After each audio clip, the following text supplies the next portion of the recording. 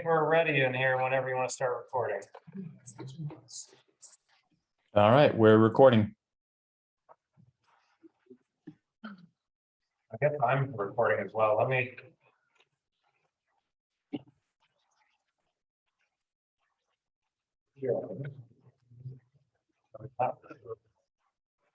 Not recording. I did not stop recording. Okay.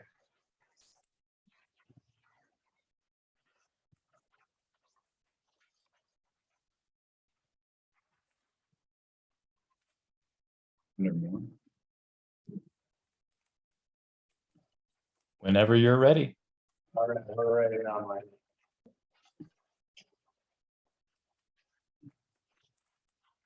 Are we ready? We're ready to go. Okay, it is June 28th, 2022, 7:05 PM.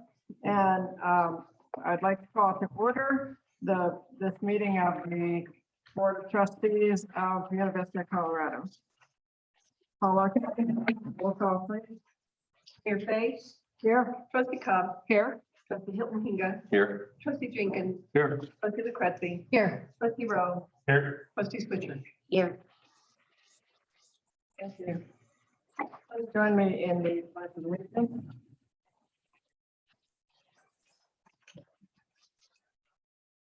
I pledge Be the flag of the United States of America and to the republic and Under God. indivisible with liberty and justice for all.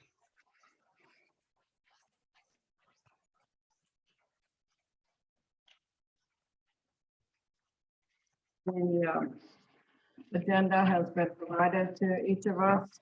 And it's part of the packet that anyone can access.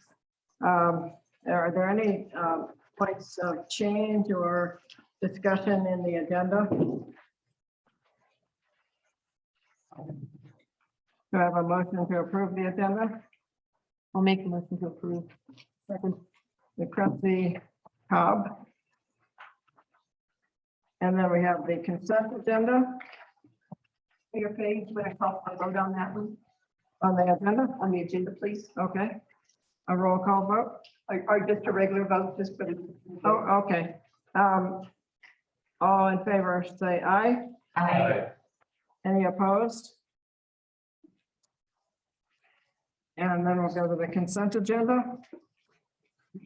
Does anyone have any changes or comments or anything they want to pull out of the consent agenda?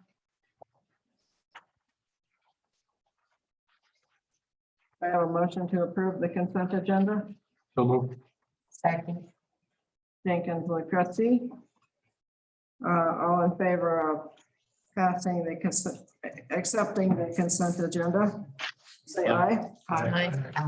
Any opposed? Well, now we'll go to public comment. There was a clipboard on the counter as you came in. If you want to speak at public comment. Thank you. So I have just two people signed up. Is there anybody else who did not sign who would like to speak? Anyone on Zoom? No hands raised. Okay, then we'll start with Tom Rawlings. Please start with your name and address, and you'll have 3 minutes to speak. Okay, my name is Tom Rawlings. I live at 26490 Rains Drive, CV 81211. I just had a brief comment concerning the McPhelemy Park stage. We received a whole lot of positive feedback from variety of groups and citizens, and I wanted to make sure that the trustees had my letter of guarantee in their packet for the fund. I publicly wanted to thank Earl Richmond for the work that he does in being a town liaison and shepherding some of these projects to, to come to fruition. And he's done a great job with us. And I wanted to make sure that we acknowledged him.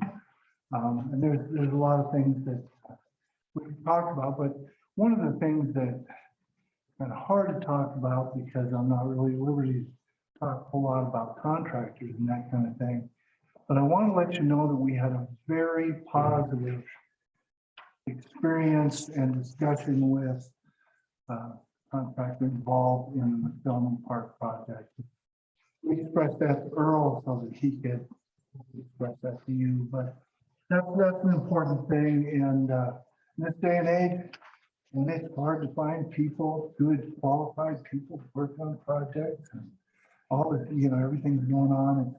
It's nice that we had some options. So anyway, real positive feedback. Heather and the chamber is doing a great job with us, and we want to thank the Recreation Board and some of the government. All things they've done. It's a real positive thing, and we are very excited. So thank you and have a good meeting. And I'd like to say that Tom has made a very generous contribution of $30,000. And I'd like to thank you for that. Some of you may have known my family situation, but it's a legacy gift, and we thought that there'd be no better legacy than to invest in our town. So my wife and I thought it was important to do so. Thank you. Okay, Jerry Mallett. Thank you, Madam Mayor. I'm Jerry Mallett, 6573 Ridge Road, Salida 81201.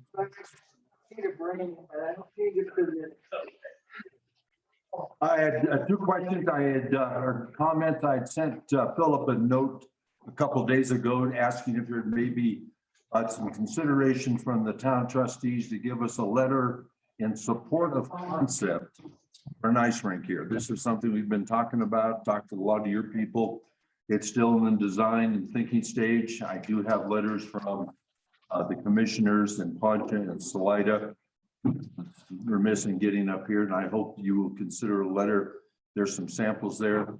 And secondly, I also sent Philip a proposal to do an outdoor industry analysis of what the recreation business generates in this county. It's over $90 million, with the idea of a talking paper to discuss a possible rec district in the near future. And I sent Philip both of those. Hopefully he'll share them with you. Thank you. He did. He sent them to us. Okay, And, thank you. and we would like to discuss that. Towards the end of our meeting, we talk about things that are not actually on our agenda. Sure. But we would like to talk about that, and if we agree, we'll do a letter in support. Greatly appreciate that. Thank you. Hey, thank you very much. So, This is a hard copy of the proposal the company did. That was for the outfitter industry for Chaffee and Fremont County. And that's the format they do. It's a very nice piece, and I look forward to your help. Thanks a lot. Thank you. Okay, our next item is staff reports. Mayor, Yeah. something for public comments. When we were gonna talk about Lisa's letter, we're gonna do that with staff and. Yeah. I'll present that with my admin report. Okay, thank you. Colin. Yeah, you bet. Okay, absolutely. So we'll start with Philip.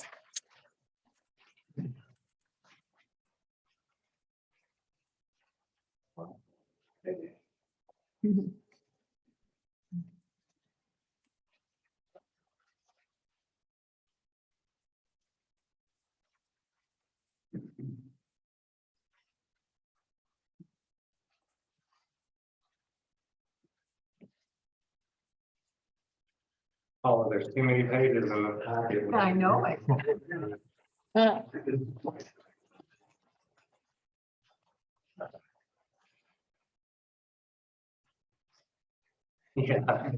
we'll blame it on Michelle. Michelle. Yeah. Too long. Oh. Audit report. All right, well, thank you all. Good evening. My report starts on page 58 of the packet. A lot of highlighted blue. Sorry about that, but a few things happened since we last met. Very quickly, some HR topics to update you on. The search for the next town administrator continues. The committee did conduct an interview this week and is proceeding through that process. So look forward to an update on July 12th, where we stand on that process.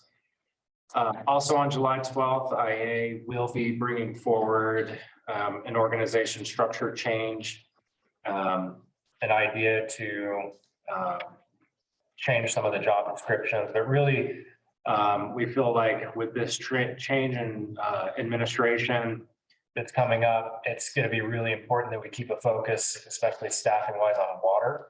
And so the idea is to take the special projects manager role we've had on staff for a couple of years and repurpose that into a very specific water job description. So we'll talk about that more at the next meeting.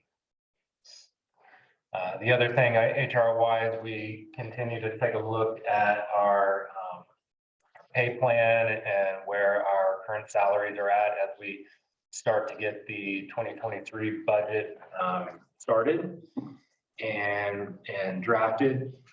So kind of looking around, I'm not getting great response from consultants that do this kind of work. We normally have done this in-house.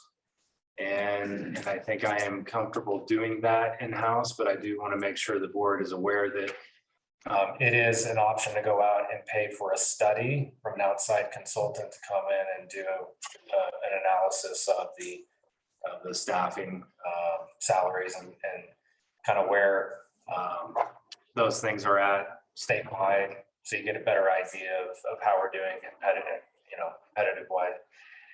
That does come at a cost, typically $10,000 to $15,000. So again, I'm still waiting on some responses back from a couple of companies I reached out to, but I've gone ahead and started that work myself to kind of draft it up and come up with an idea of what last year, the last 12 months of inflation has done to our pay scales. Regardless, we will talk about that as we kick off budget, which will take place probably the second week of July, our second meeting in July. I'd like to have a work session to get us going on the budget. All right, moving into a couple of meatier topics. We will start first with the rodeo grounds master plan and how that's connected to the Tri-View annexation discussions that have been ongoing for a little, I guess about a year and a half now. So we recognize that we concluded a public process, had a lot of great participation in the rodeo grounds master plan, but there's a reason why it's not before you for final adoption. And I would ask Joel to provide a little bit of update on where we're at and why we're pressing pause for a minute. Thanks, Philip. Thanks, board. Yeah, you guys know we went through this rodeo ground master plan process, very public, very open, some great results. At the end of April, we saw the draft master plan, and the hope was then to visit and approve the final in May originally. So two things happened. I explained it somewhat.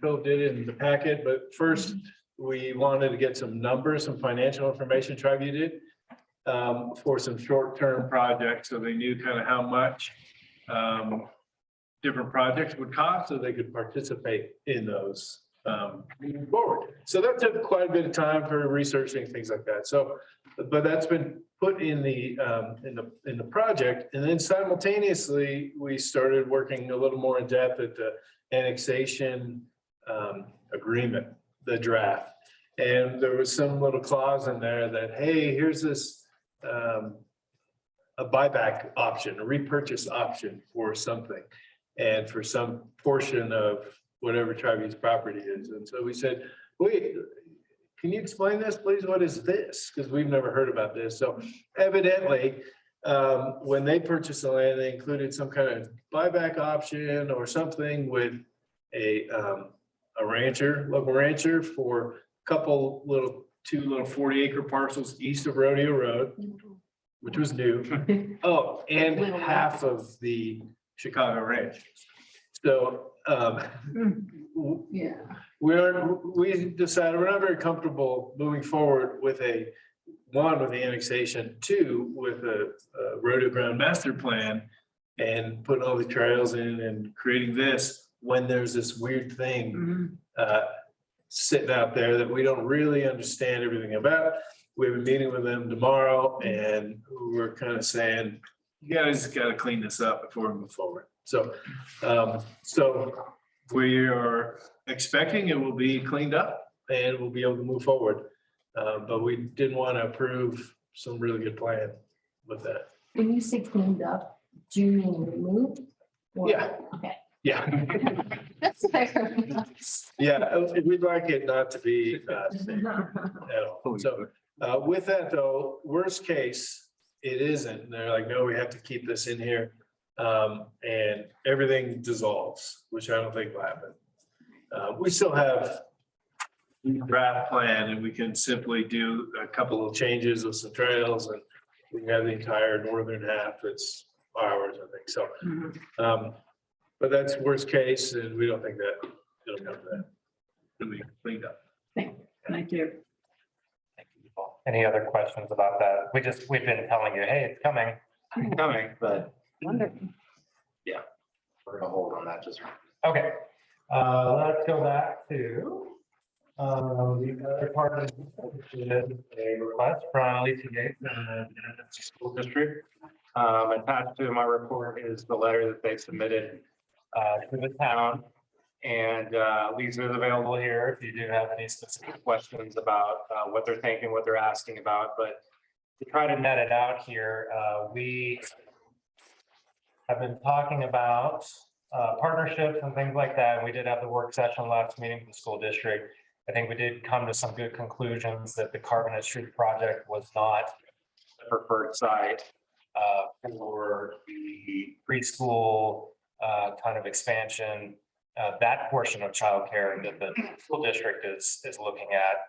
So good decision points or good clarification and direction there. But there was further discussion about, okay, what are those plans? Where are they looking to build? And how does that preschool elementary piece fit into the childcare, I guess, spectrum, if you will, right? So they do have the quote unquote archway parcel, which I've outlined in red here. And you'll see in the letter that there's a request that the town consider constructing a water main that connects where existing main here in Pinion, existing main down here towards Chestnut, and we have this gap. This is a known gap in our system, and it has been in our capital improvement plan for several years. It was actually planned for 2021, and we delayed that so that the town could focus on the water treatment plant in 22 and 2023. So right now in our draft capital improvement plan, it is a project listed in 2020. So the ask is essentially that the town commit to completing that project, I believe, within 2 years. I think that's the desire.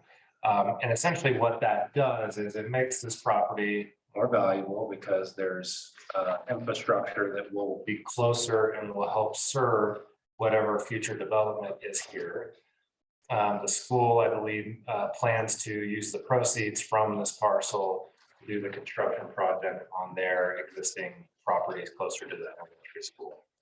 So that essentially allows them to pay for more of the preschool expansion that they described to you all last time. Couple of points. One, well, I made the point that it is in our capital improvement plan, but it is something that's always subject to capacities and budgets and all of that. So capital improvement plan is something that does fluctuate from year to year, especially the 5-year plan. But it is there now. Two, we did have a good discussion, I think, of like how does preschool fit in with childcare, and I think there is good overlap there, but I do think that there is still some gap between what the board has envisioned as taking is childcare, the definition of that for our community. So I think this is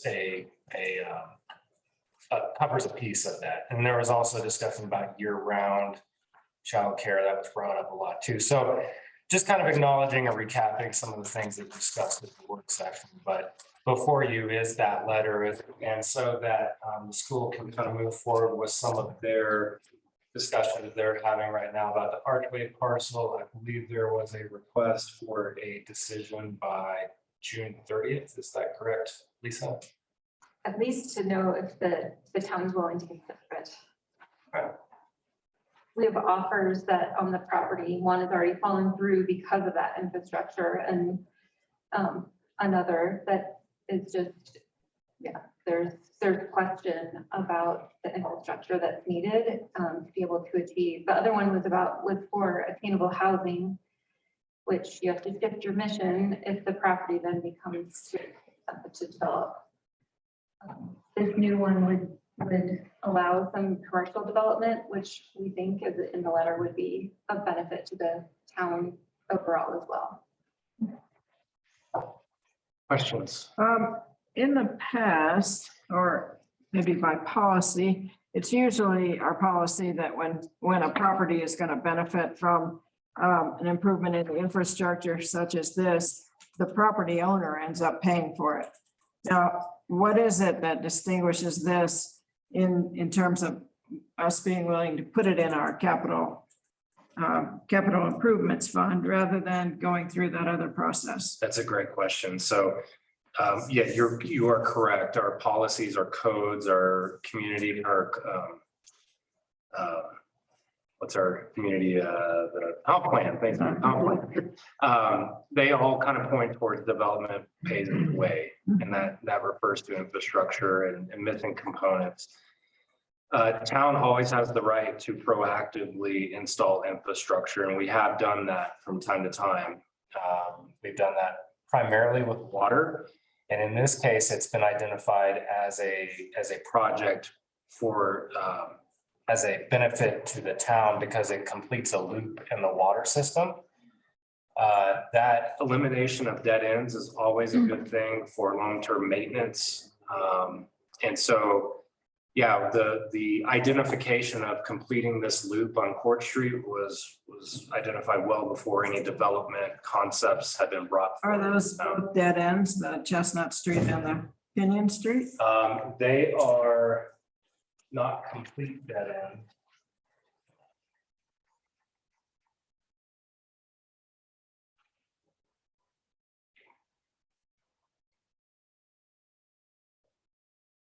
So if you remember a couple of years ago, town proactively, or well, actually, no, the developers paid the town back for completing the loop on Pinion Street and Belden, and that completed the loop.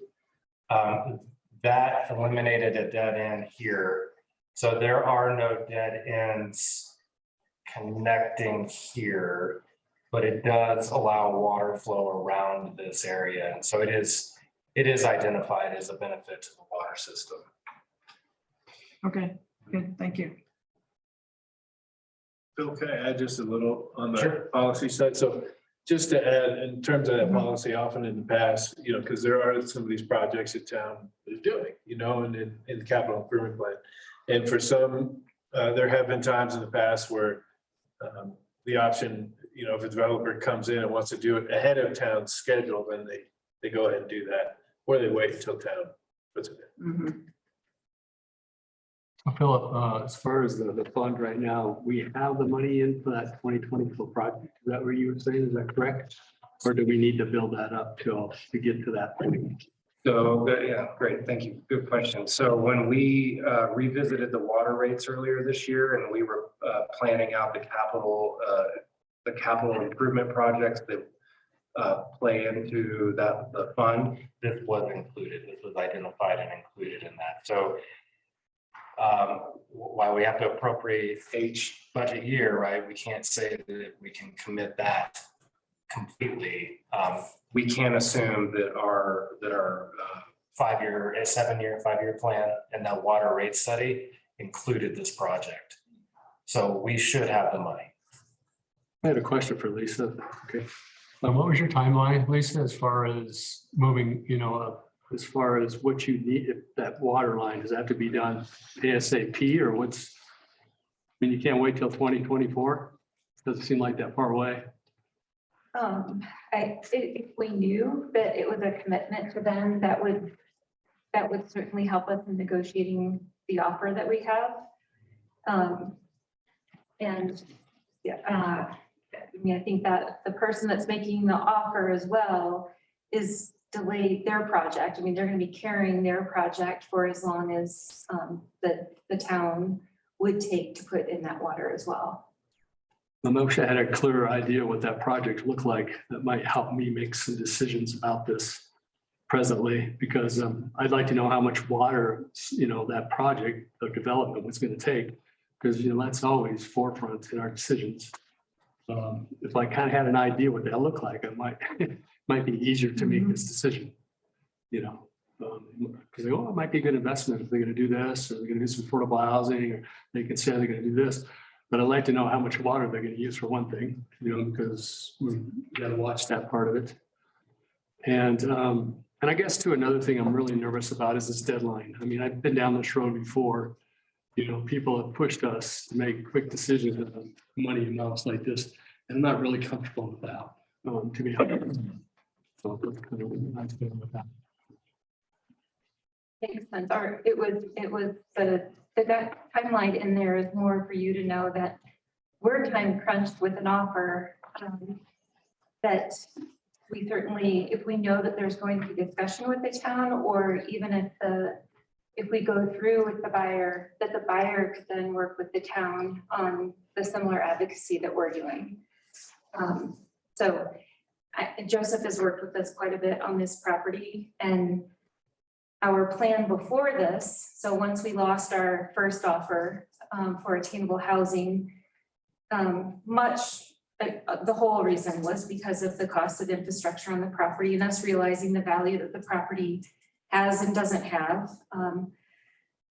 We sought a broker to sell these lots individually, because in that way we could look for the biggest return for our taxpayers on that property.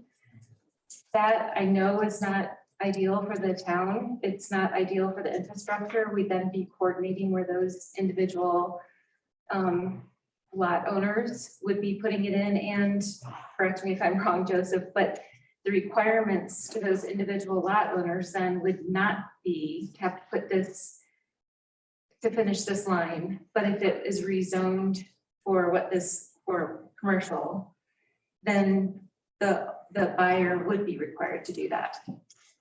Yeah, I think it's fair to say that someone buying this whole property and approaching it as a developer is going to be having a much easier time coordinating, coming up with a plan for doing all the related infrastructure for one project that would result in a full development. If we were dealing with 14 lot owners, if one really wanted to build, they would have to put in that infrastructure. But the burden to a single lot owner, as you can imagine, of putting in a $200,000 water line and an alley and things would be prohibitive. So it would just delay the development of this lot. 14 lot owners would be or it would shift that burden even more to town, because we'd be having 14 folks coming to us and saying, I can't build until the water line. Not to advocate one way or the other, but I think those are some of the And to be clear, this is not the only missing piece of infrastructure for the build out of this. So it's the only one that we're being asked for. I mean, we're not building the alley, right? No. Okay. No. I have a kind of a random question. I don't know. Well, hopefully it's okay to ask, but have we ever considered a town purchasing this piece of property from this district? That, can I say that? Like, I mean, We've had creative discussions about swapping and things like that. I mean, just because of the housing issue, and we just talked about all the subsidies and what we can do for trades and things like that. I don't have any idea what it's worth, but and if we're going to have to eventually put in a water line anyway, like, just, I don't know. Anyway, it's just a thought. Just putting it out there.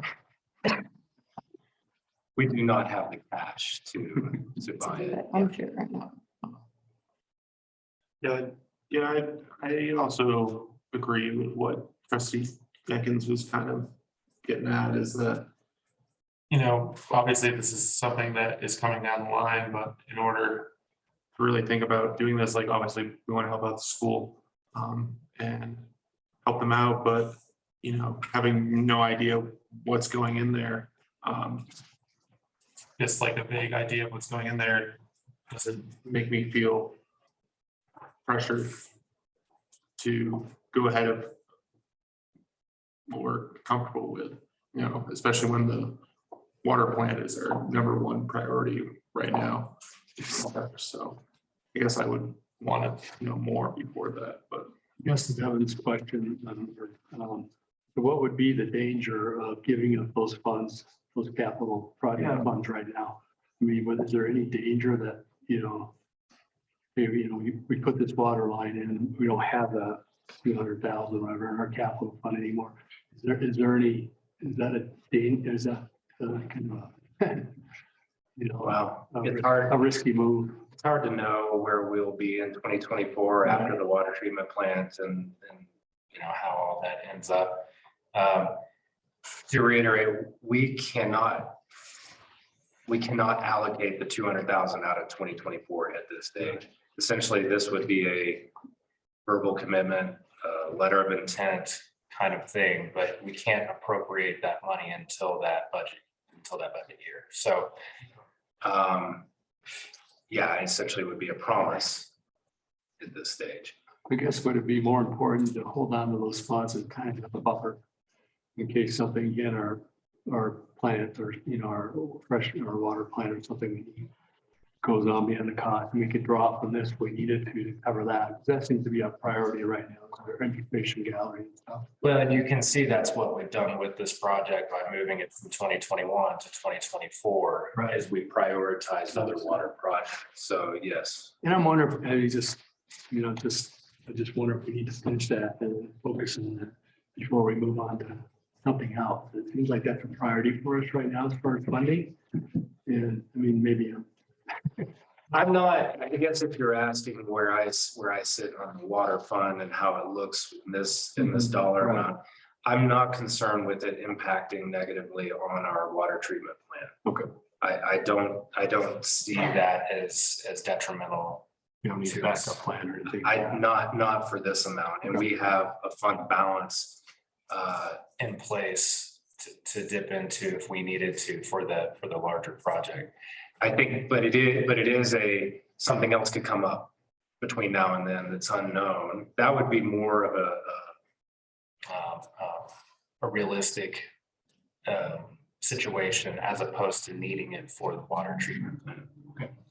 Yeah, there was water rights that came up that we wanted to buy, having that extra 200,000 could be helpful.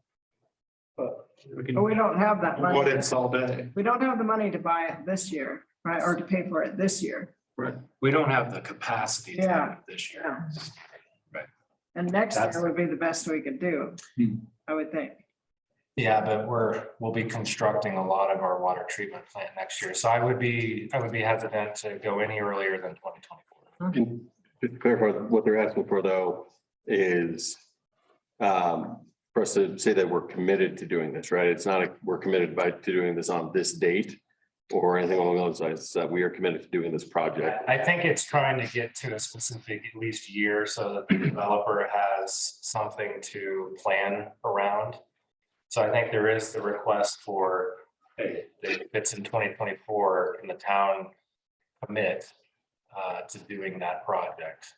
But it's anywhere within 2024. I mean, basically, it's like we have some buffer there and wiggle room on a project that we're already planning on doing in 2024. Correct. Bill, just a point on the water fund. I think in the analysis, I think we're going to go through a period where we're depleting the water fund to do this project. And it gets down to about $1.5 million at the low point. About $1 million at the low point in about 2 years. And then we start building up because we have that water dedication fee, assuming that development continues. So that gives you a little idea of what, I guess, what the monetary amount will be in the fund. We do have, we're saying, you know, we've got this project, which is the gallery expansion project, which we absolutely have to have soon. And we're also, this year, we're looking, you know, we've got well number 3, we're trying to expand. We're having some supply chain issues. And next year it's supposed to be well number 4 in there as well. And so all of these, you know, all these things could be moved around and things, but some of them, I mean, it's pretty critical infrastructure for water. And capacity, you know, would be the thing for, in terms of the public work, less than money. Yeah. With that said, and with that commitment, you know, we have that in the 2024 capital fund, but those funds can't be appropriated, like Phil was saying, until that budget is there. So it's the best laid plan that we can. So Joel, are you saying though that it's a bit risky to commit at this point for those funds? I think it is in the plan. It's in the, you know, all of our financial planning that we've been doing. It's in there and we are moving forward as if that is the case. Okay. So I think it's committing town to doing the project. It's more of a capacity commitment. We already have the plan, we already have the money in our financial plans. But it's obligating staff to doing that project that year. Whereas right now we are planning for it, but there's ability to move around.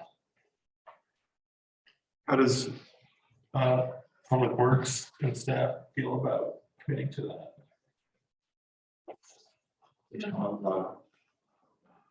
Sean, you want to jump in there? Yeah, thanks. Yeah, I think our team, Joel, Philip, really did a great job kind of capturing kind of the story of this water main. What we saw there as a looping component is really important for that location, connecting that system to be looped in with the water main that comes down from Railroad Street. I think, yeah, I mean, we did the 2017, 2018 SRF projects, right? We built the water tank and we replaced an undersized main and we did some dead end line connections and we did a well conversion to a treatment plant. So well 3. And that was tough. I think this water plant and well 3 expansion, yeah, there's a lot going on these days. There's materials that are hard to come by. There's scheduling, people are really busy, and of course there's inflation. So one thing that we probably would want to do is kind of revisit, what we budgeted for that main extension, which I think at the time was about $200,000. That's, I think, really close to what we the OPC was, and we did that with our town staff and our town engineers at the time. As far as bandwidth, it's tough. That's a good question. I would say I'd love to focus on well 3 and well 4 and the water plant expansion. Of course, those are our priorities, like Joel said. If we can get an RFP out and maybe manage the project, owners rep it, we shouldn't have too much involvement with the water main extension. That's the one thing I can say. But definitely our priorities lie with the expansion project. We still have a tank painting project that, we're still working on getting the RFP done for this year too, the upper tank on the upper zone, the one that says Buena Vista, Colorado on it. So we're having a hard time getting that done. At least, we're delayed. Anyways. So there's a lot of things that are kind of, there's more challenges faced to communities like ours, and the demand for materials is, it seems like the supply demand is kind of lopsided right now. So we're having a hard time getting some parts for service line connections and stocking our shelves at Public Works for water meters and things like that. So far, so good, but I can anticipate that's not likely to change. Anyways, I don't think I answered your question at all. But yeah, I think Sean illustrates from year to year how it's getting harder and harder to complete the projects we put in the budget.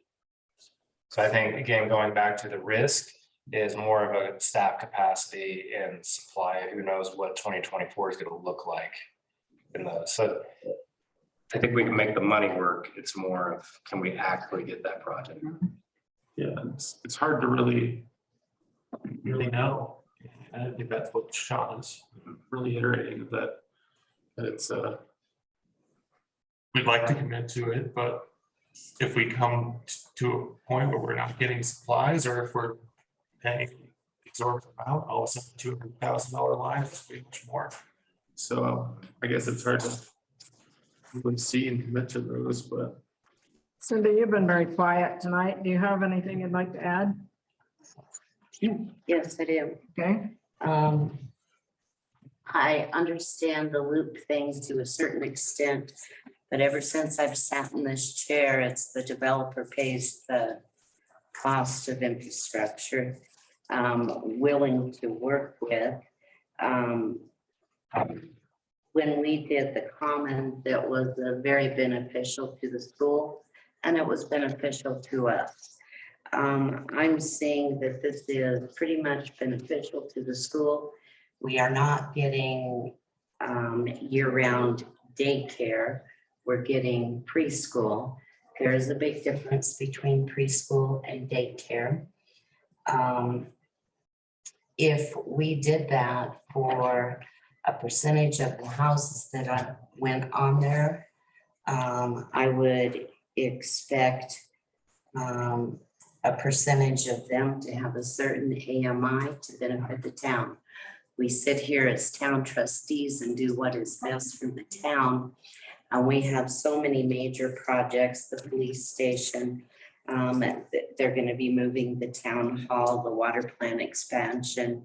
We are supposed to be helping with housing, that I don't feel that right now not getting stuff that we want in return makes this our #1 project. And depending on how the water expansion goes, depending on how the police station goes, depends on how the major projects that we're working on right now. If there is a hang up in them, we have to take care of that hang up first.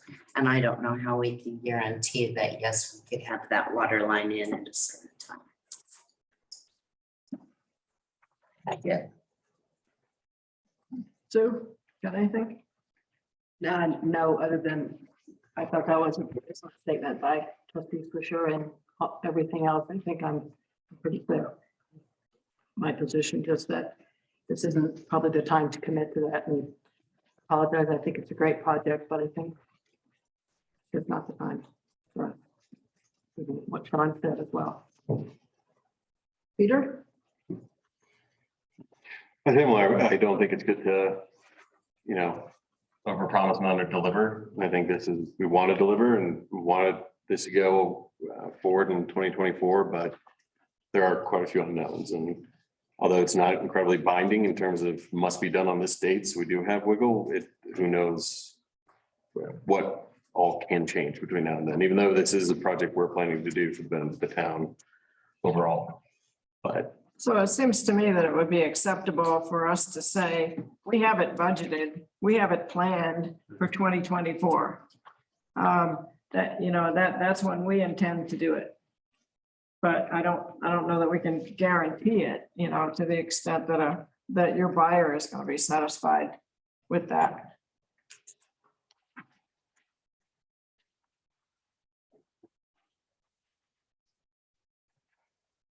Thank you. Anything else? Would you like to continue with your report? I think I'm on it. you Sean too. Yeah.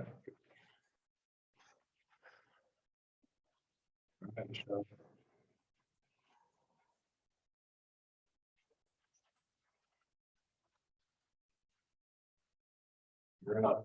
Oh, yeah, another thing in your report Yes. is that we got a $600,000 grant from NOAA for the police station construction.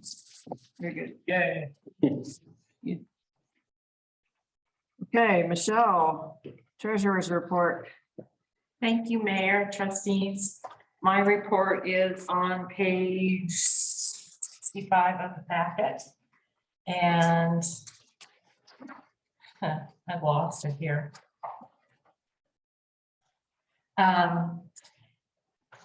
So the URLs for the transparency and the 2022 budget are up there at the top like they always are.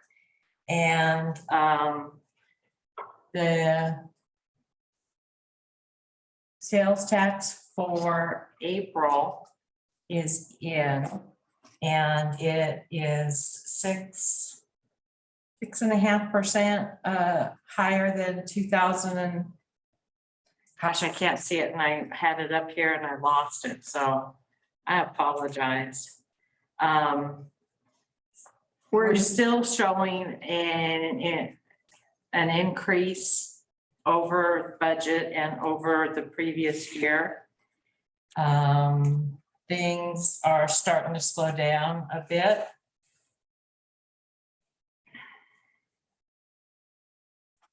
Michelle, However, may I make one statement here? Where you've got the total sales tax for April 2022, that number in the words at the end of that sentence, that number should be 377,185 for April, because the number that is there is really March. yeah, the 423,000 number. Yeah, and then I think your calculations in the next section work. Yeah. So the calculations are correct though. So we are still running 9.5% over 2021 and about 5% over the budget. And our year-to-date surplus is 70,588. Then the remote versus local data is there, and it's just higher all around, both local and remote, around 30%, 127, 134. So town is doing better as far as sales tax collections go. And then we have the breakdown of expenditures and payroll and ACHs, and then the checks over $2,000. And the famous bar graph that everybody is always wanting to see with bated breath. So April, you can see the maroon color there for April, and how each maroon bar is higher except for January. So we're doing pretty good so far. Yeah, Yeah, good. so. And that's it for me for now. I just had one question as a relatively new trustee, the Tyler Technologies, that what are those? Tyler Technologies is our it's more than our bookkeeping system, but it's our software that we use for enterprise Okay, wide. okay, thank you. I had one other one I wanted to ask you about too, which is Capelli Consulting. The 15,675 is the second line there. They're the housing affordability code audit consultant that we're. Oh, okay, great. 75% of those costs are being paid for, reimbursed by DOLA, by the planning grant that we got. So we are representing obviously the full expenditure, but we're also getting reimbursed for 75% of that. Great. Any other questions? Great report. Gonna miss getting your report. Oh, no, I'm training my successor very well.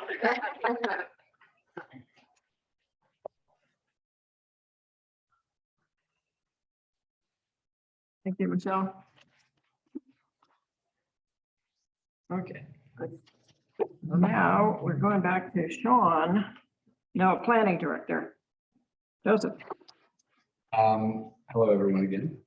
I don't need to go through line by line. I wanted to start my report by something that's actually not even in it. Very big congratulations to our own Doug Tart.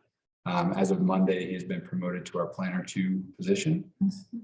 He's very excited to be fulfilling that, and I'm very excited to have him taking on a new layer of responsibility and role within the town. So very excited about that. And when you see him, please do say congratulations. One thing I will just call up in the report under historic preservation, we are continuing to work as per your direction on developing a framework for regulation on Main Street.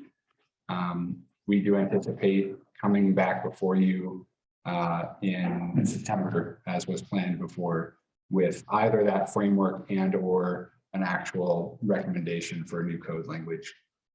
So that work continues, and that group is doing a lot of great study and work on that, which is also being informed by History Colorado at a state level. So we're bringing in some expertise there. Just one question on that, though. We had talked a little bit during their last presentation about just some kind of public participation in that whole effort. Is that happening, or is it on tap?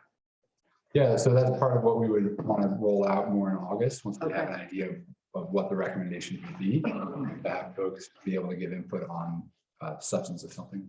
Okay, great. Thank you. Also, I have a question under that comp plan line. Talked about, before when we did the comprehensive plan, we Down the next page. hired a consultant. And it sounds like you guys are going to try to kind of take that on to reduce that cost. And do you guys feel good about that? You think you have the staff time and able to do that?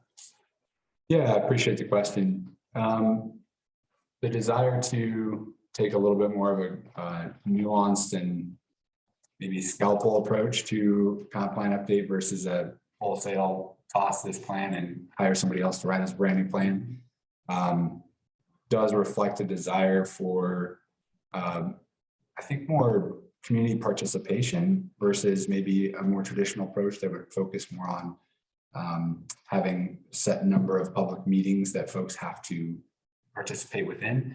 So we're still figuring out what that looks like. But I do think that the desire would be to put financial dollars elsewhere, especially when we think about a transportation plan that's from 2004, might be a better use of our funds than paying for a consultant to do a comp plan update. So there's definitely more discussion to come on that. Thank you.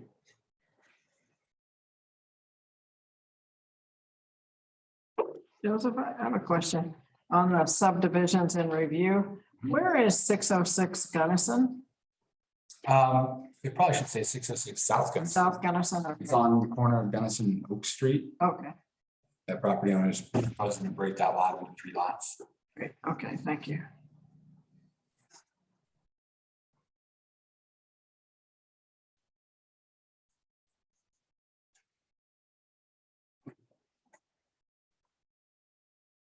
Any other questions for planning?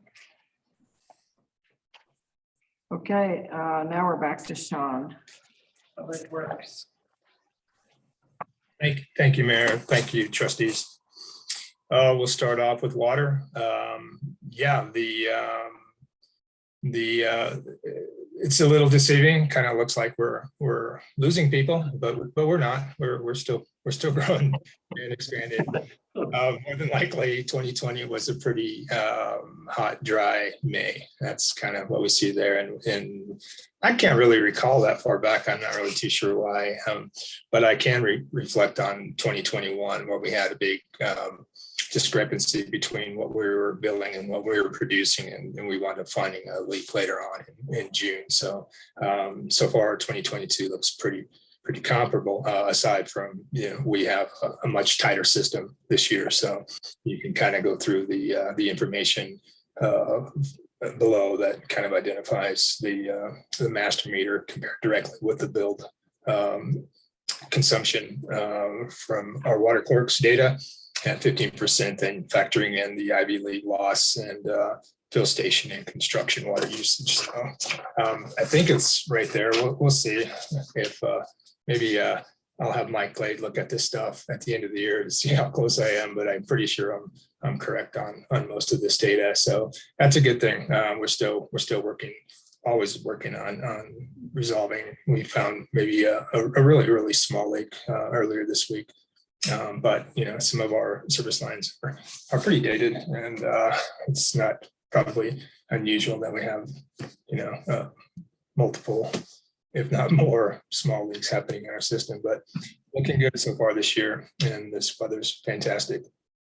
I'll spend a little bit of time talking about the Chaffey County Planning Commission meeting that I attended regarding Elk Run's pre-application or preliminary plan on May 31st. So I was able to participate and represent the town and kind of elaborate a little bit more on the Water Supply Protection District and the IGA with the Planning Commission. So the pre-application did get approved by the board, by the commission rather, and under the conditions of the IGA with the county regarding our Water Supply Protection District and source water protection plan. So initially my report, I think probably last month in my report that I sent to the county identified that most of the documents, the narrative, executive summary, hydraulic reports,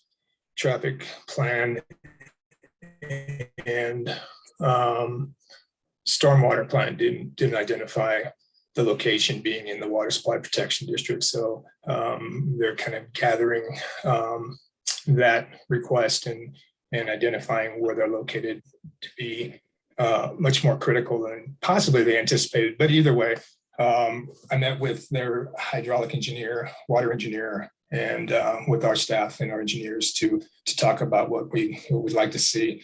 I also kind of shared the meeting and the civil plans and the information that we have at this time with the Water Advisory Board, and you can see the board's motion for commissioning a upgrading maybe study.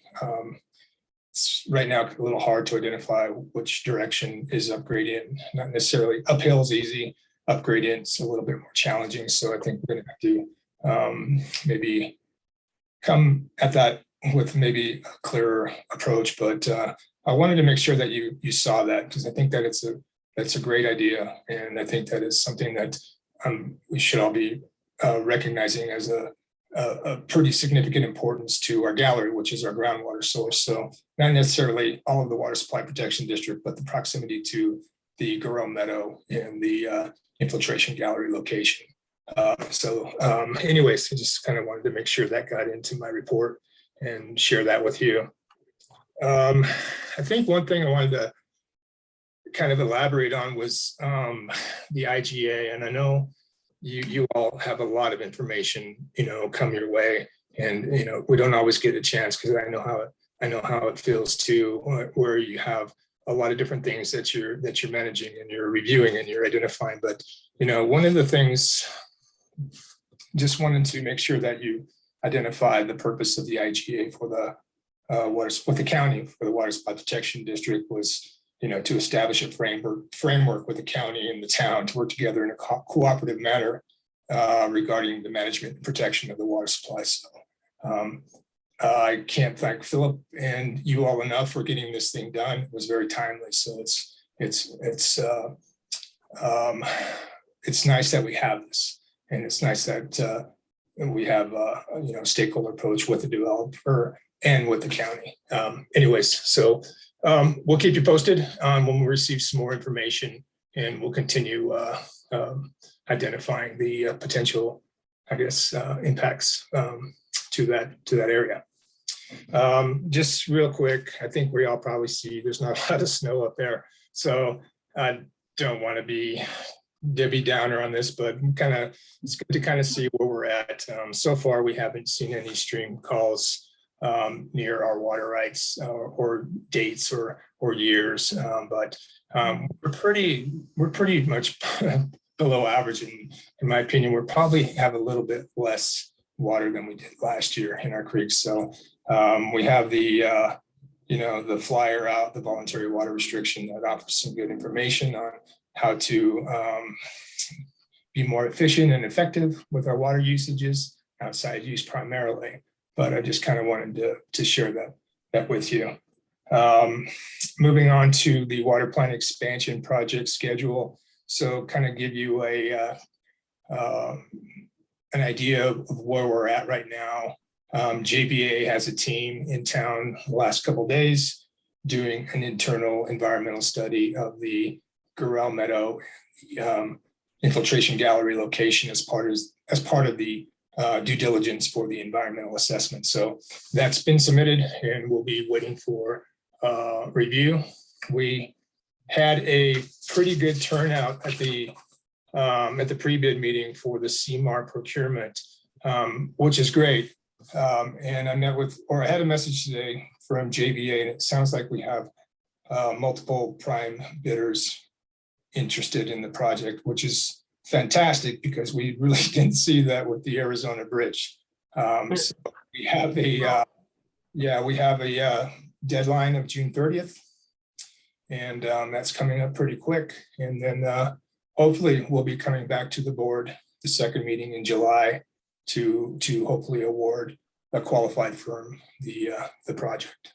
So one other thing I wanted to kind of share with you, JVA drafted 2 agreement proposals moving forward into 60% and beyond. So kind of breaking the project down from the CDPHE SRF component and the CWCB grant that the town received. Looking at ways to make sure that the work that we do with the grants and the loans from CDPHE are identified within that scope of work, and then the work that we do with the raw water or the components that we aren't. The non-water treatment side of things, so the infiltration gallery and probably more than likely the creek crossing. So I'll be coming back to you with a little bit more review on that. It's clean, it's concise, and it makes sense. So I think I think our partners with CDPHE and CWCB would probably appreciate the cleaner documents and scope of work identified.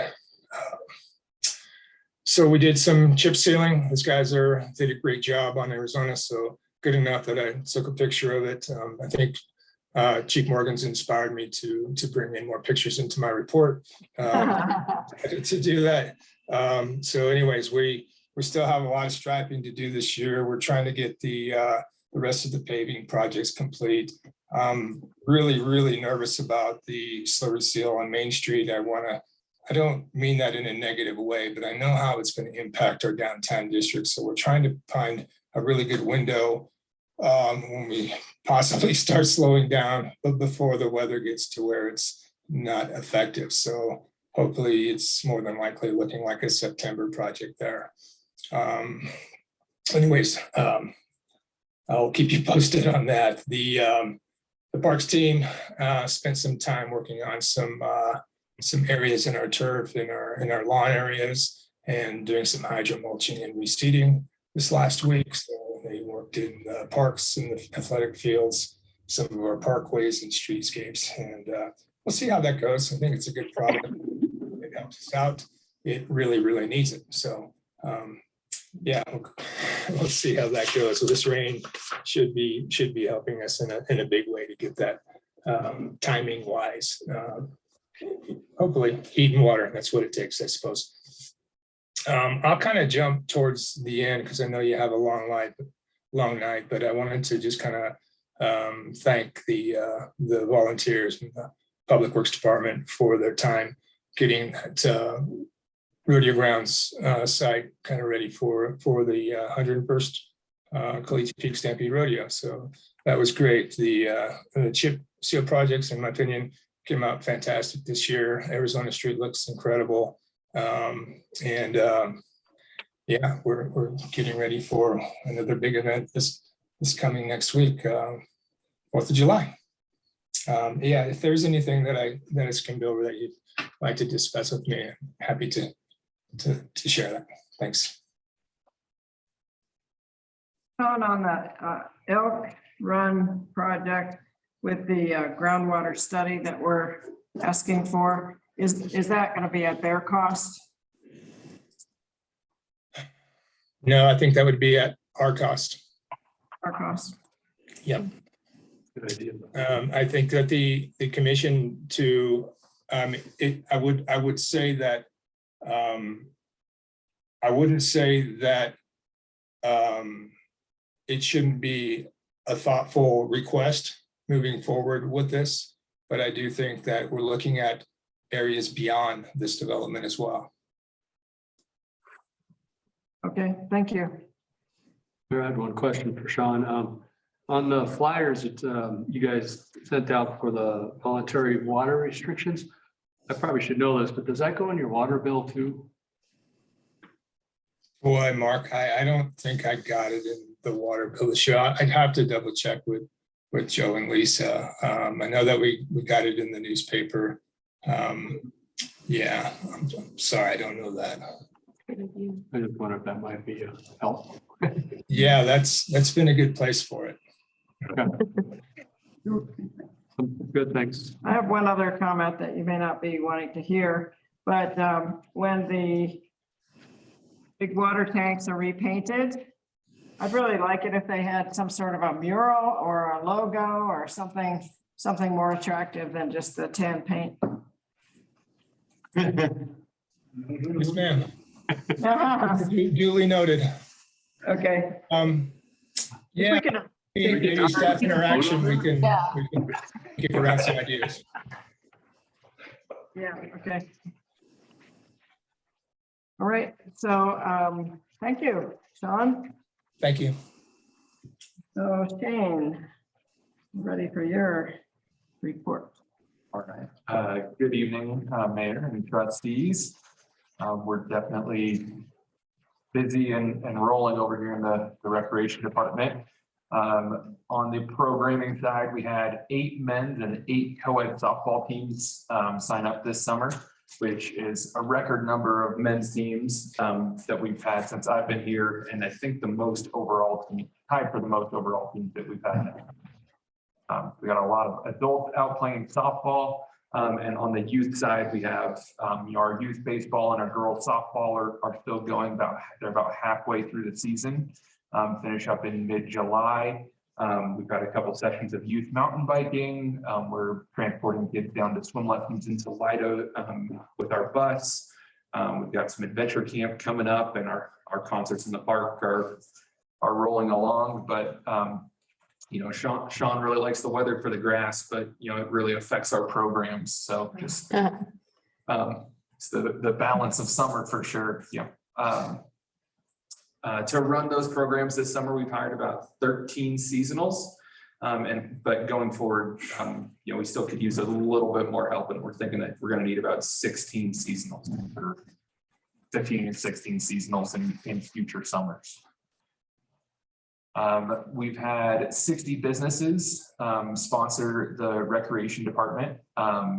So a lot of great support from our local businesses, and we'll use those funds to give them a little bit of marketing materials, but then mostly benefit our programs and give the scholarships out to kids who them to participate in our programs. And we also had 17 boat launch programs this year. On the project side, we've got quite a few rolling right now, but pickleball, so far we've met with the contractor, but we've hit a little holdup with the county building permit.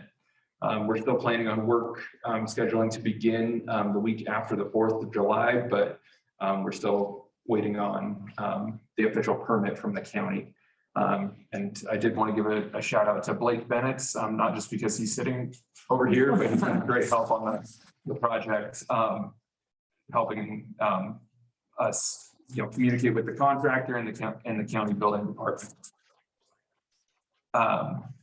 And overall, we are still on track to get the project completed by September 30th, as it states in the contract with Sport Court of the Rockies. Then on the events and facilities side, again, like Sean said, 4th of July this coming weekend.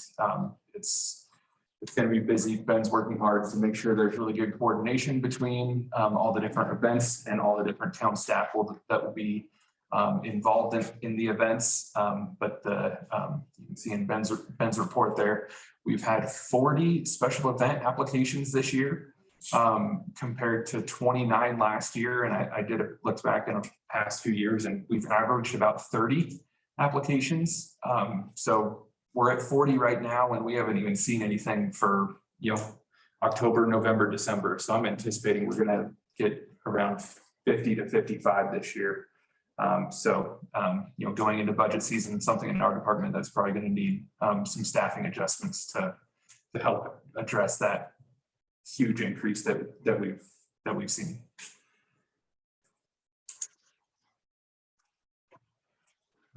And saying the other big project we've been working on is the McPhelemy Park stage, but we'll talk about that here in a bit. So, any other questions on my report? Shane, I just saw your line about the incomplete applications, costing a lot of staff time. And is there anything to be done about that? I mean, can you add to the fees or anything like that? That is probably where we're gonna target the staffing, is kind of on the front end of the application. That is what's costing Ben the most time, is communicating with the people who submit the special event applications, and oh, they're missing a map, or their map didn't have where the porta potties were going to be, or they didn't submit their insurance copy. So just kind of getting all of that stuff in a completed application from a special event organizer, that's really what's costing the most time. So I think that's where we're going to try to plan our, where we would want the most help to kind of change our process a little bit, to kind of get somebody on the front end to do that communication, so then Ben's a little bit more process on the back end. It's kind of our rough thought of how we're going to address that. Good luck. Yes, for sure. Hey, do you ever get to a point where it's not, the events are sustainable? You just say no? It's tough, because every event organizer thinks that, they have an awesome event, and so it is tough to say no. We can definitely take some direction from the trustees. I just want to, worry about you guys, and I think it might get to a point where it's just too much. So maybe, I should think about that down the road. Yeah. And can I just add an example of that? In 2019 is when we realized that the July 4th time period was turning into essentially chaos. Yeah. And we brought forward a policy to the board. The board did support that policy. It was challenged by the public. A few people that did not want to follow that. And I think that that is an example of staff saying, this is an issue, let's consider a policy. There was a lot of discussion around that. So I appreciate you bringing that up. And I think that is something that you will probably see some more from staff. But we also want to hear from you all, right? You experience the community, you experience all of these events. At some point, there is potentially a diminishing return and diminishing value of some of these things. So we want to hear from you all as well about the experience of those and the timing of those. And that. Do we have enough data yet to be able to make a conclusion about 4th of July? Because this will sort of be our first typical 4th of July, right? Yeah, it is. Since the policy was enacted. Yeah. I mean, the policy essentially froze what was already a very, very busy time. Instead of adding more to it, it was like, let's just try to do this. Mm-hmm. So it will, when you say data. Just or even feelings. I mean, within your office, does it feel like things are more manageable now than they were before? Or not with this increase that we're seeing. So yeah, it's been a lot to process and handle. I feel like, you know, we look at the other departments too, and we never really think about rec. We just let them go. Well, I mean, we do, I mean, as far as overloading them too much, you know, and I think that's where I'm getting at. I think we need to pay attention to that too, because it sounds like they're going down that road. And I think we just need to be aware of them, you know, and what they're going through. So that's kind of what I'm getting at. And also do a lot of these events also require extra effort by police, extra staff? Oh, I thought. Yeah, So everybody. maybe kind of reviewing both those aspects. Yeah. One thing I'd like to say before this or whatever finishes, but totally agree that that can only handle like so much, right? Like, I mean, as somebody that puts on events myself, I would be kind of bummed out though if I think there has to be some balance of like, hey, maybe, yeah, it doesn't work out. I'm not saying, hey, add more events, but to not even be considered after that person took the time to put a proposal together and just like, nope, we're not going to even look at it. Be kind of nice to know before maybe submitting it, if there was some kind of outline, because I'm all about equal opportunity in that sense. And so that's where I think, yes, there might be a line where there's like, hey, if we're getting like 150 proposals, yes, you can't go through them all. But maybe there's some filter system or some way they can know who's ever, I don't know, putting in those proposals.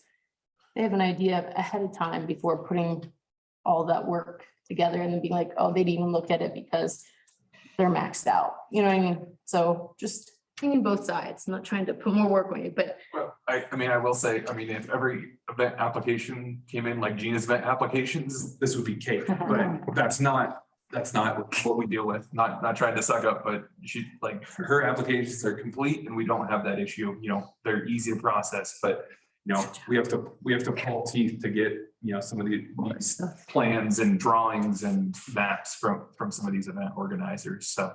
Yeah, I think that, you know, with budget season coming up, I think it'd be helpful to really look at, you know, what we're charging for these events and how much staff time it's taking for these applications. If it's an incomplete application, if there's a way to add another charge or fee onto that because it's taking more of staff time. I don't know what the legal things are on that, but, or if it's like, you know, the events that are in the summer are taking way more time. Maybe if we can incentivize people to have events on the shoulder season, you know, like an event in January will be super cheap compared to an event in July. I don't know. I'm just thinking out loud, but make sure these things are appropriately paid for staff time, because I know you guys a lot. And if they need to go up and that can help have more staff or pay staff more to deal with these, then I'd be in favor of that.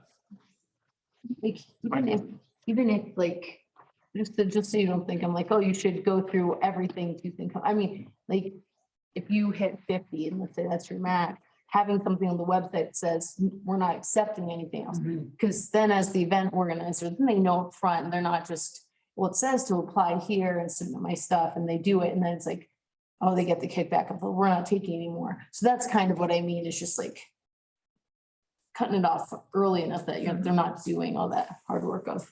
And I'm new, is there any software solution where it's like a kind of, you must submit X, Y, and Z, like the things that are really hard for you to get and pull teeth from, where you must submit before you can't even submit your request until all this is put in place?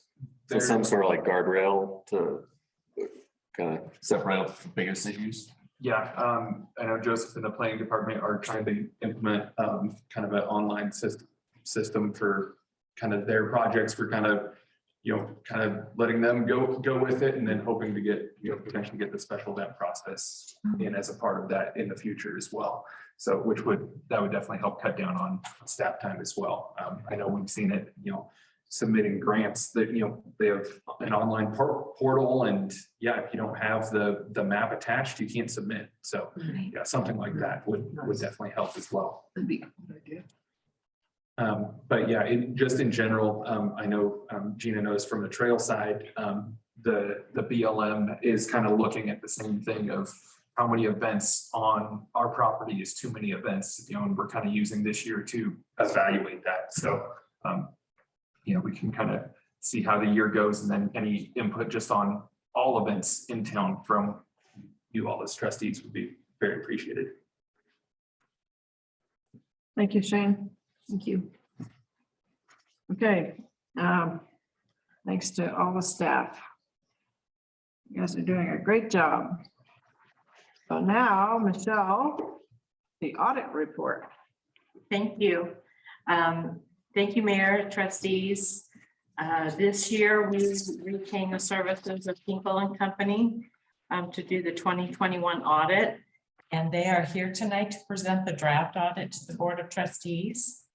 The annual audit is required to be presented to the governing body by June 30th, and then it needs to be filed. We tweak it and make it perfect after that and file it with a state auditor by July 31st. And I included the calendar filing deadlines from the state auditor's office.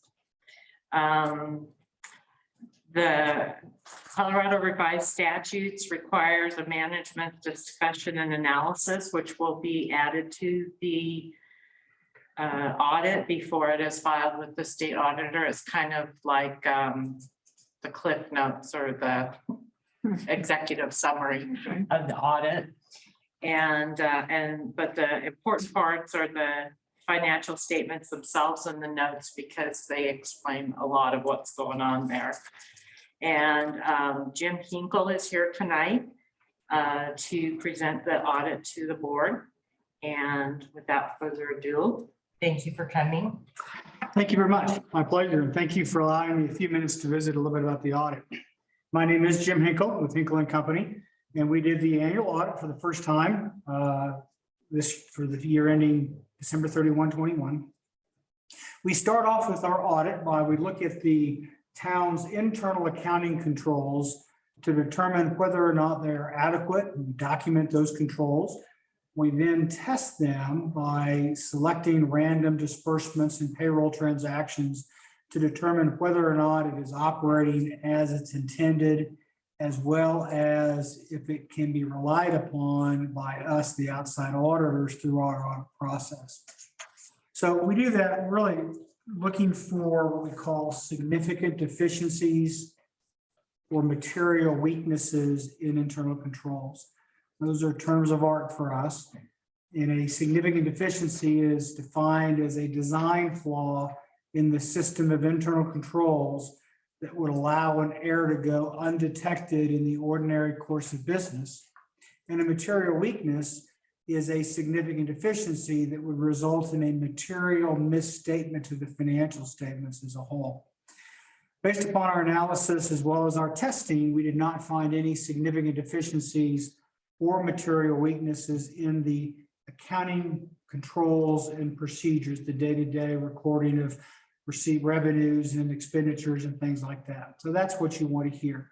And we did have an issue on the financial statements that we'll get into in a moment, but I want to emphasize the fact that the day-to-day accounting work by the accounting department does have adequate controls, and there were no significant deficiencies or material weaknesses.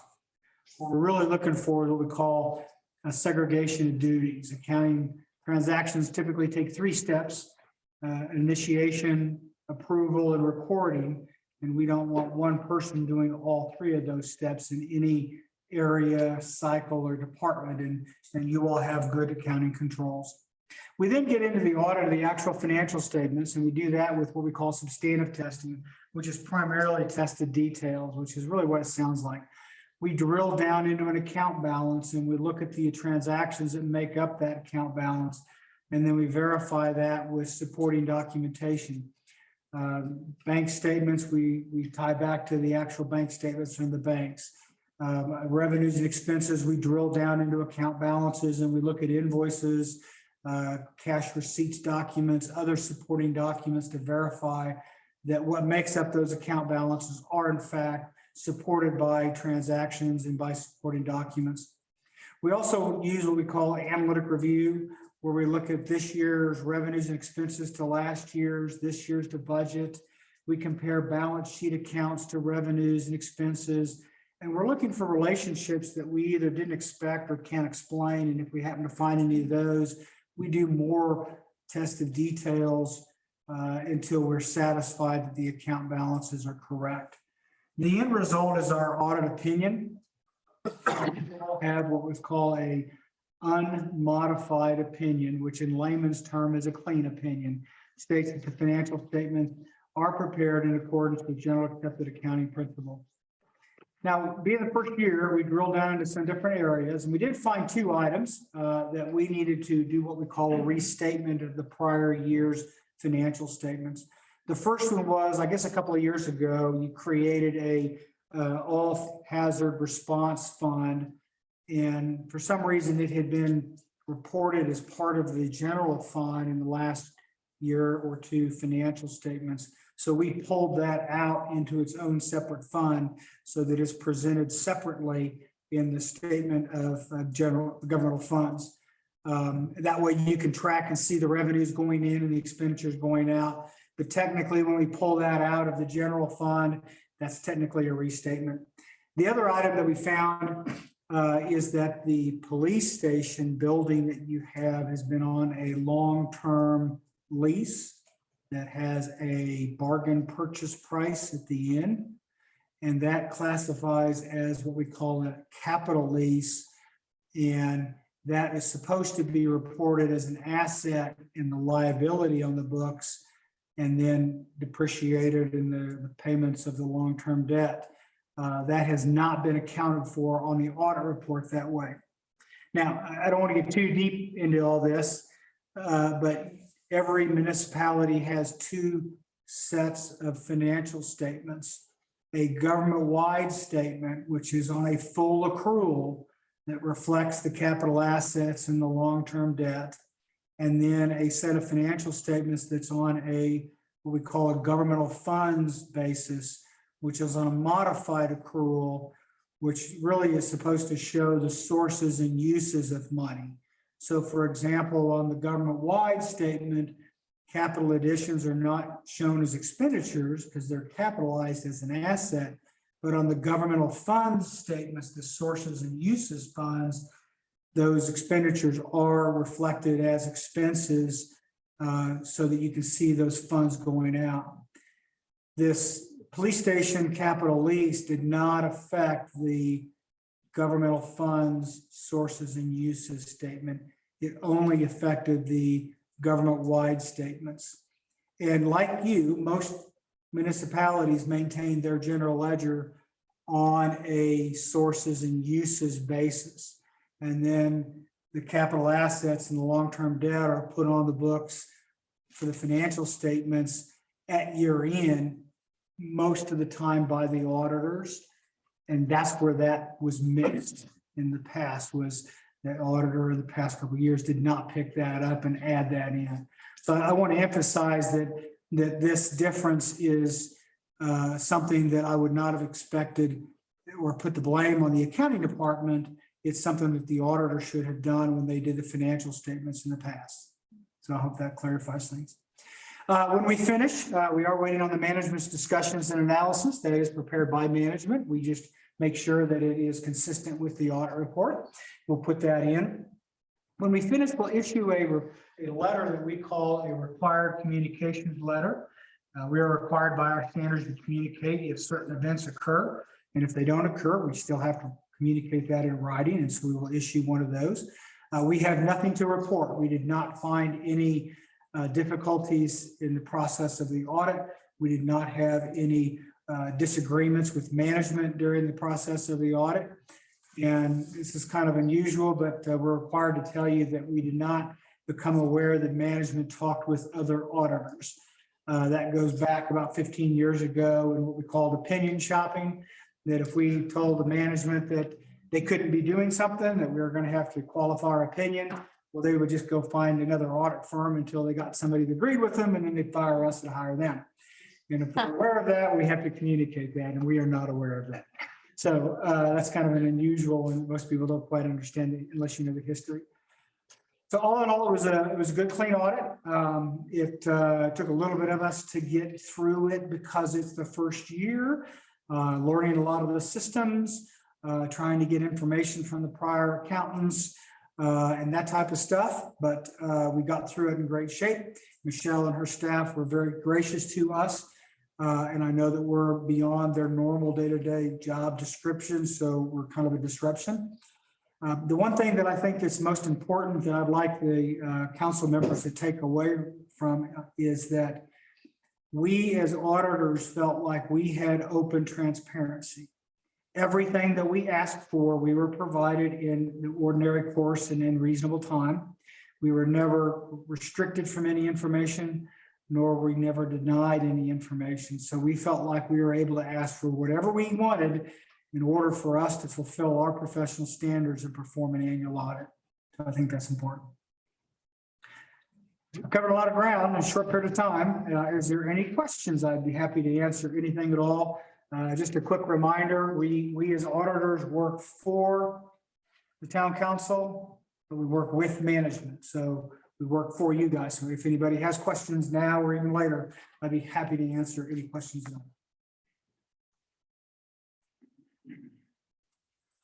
Sounds like you did well, Michelle. Michelle, good job.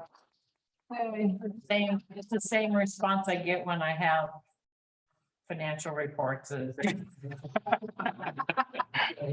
Well, yes, you never know who you're talking to, but yeah, it was a good process, especially for the first year to kind of get in and ask a lot of questions that may or may not have been asked in the past, and went through. I think next year we can go a little bit smoother than that. We're more familiar with the systems and the control features and those kinds of things. We'll be able to get an earlier start. We like to do our internal control testing, gosh, even as early as November, December, even January, February, so that we can do that work and get it out of the way before the closing time of the books and records. we are gonna have a different treasure, so I don't know. Food is a big assumption. Training. We got it, 25, 30 municipalities of all varying sizes. So I won't say we won't run into somebody we've never met before or the type of person, but we run into all types of treasurers and finance directors and things like that. So thank you very much. Thank you. Anything else you'd like me to cover? No, that was very thorough, Jim, and I really appreciate it. I wanted to let the board know that the first audit is always tough because they're learning us, we're learning them. The asks are different from one auditor to the next, and even though, you know, it was intensive, labor intensive and stuff on both our parts, they were very good to work with, and I would recommend we continue to retain them through the next 4 or 5 years. Thank you very much. All right. Thank you. Thank you. Thank you. Trustee should make a motion to accept or reject the 2021 financial statements. Someone like to make that motion? Yeah, I'll make a motion to accept the 2021 financial statement and audit report. Second. We got Jenkins, Swisher. All in favor? Any opposed? Thanks, Michelle. Thank you. Great job. Thank you, Jill. Thank you very much. Okay, now it's still Michelle. I know, I just, you know, have to. Well, with the pain, yeah. I haven't even gotten The very last bit of time I have here. All right, I'm getting there. I'm still reading your notes. What page are you on, Philip? 138.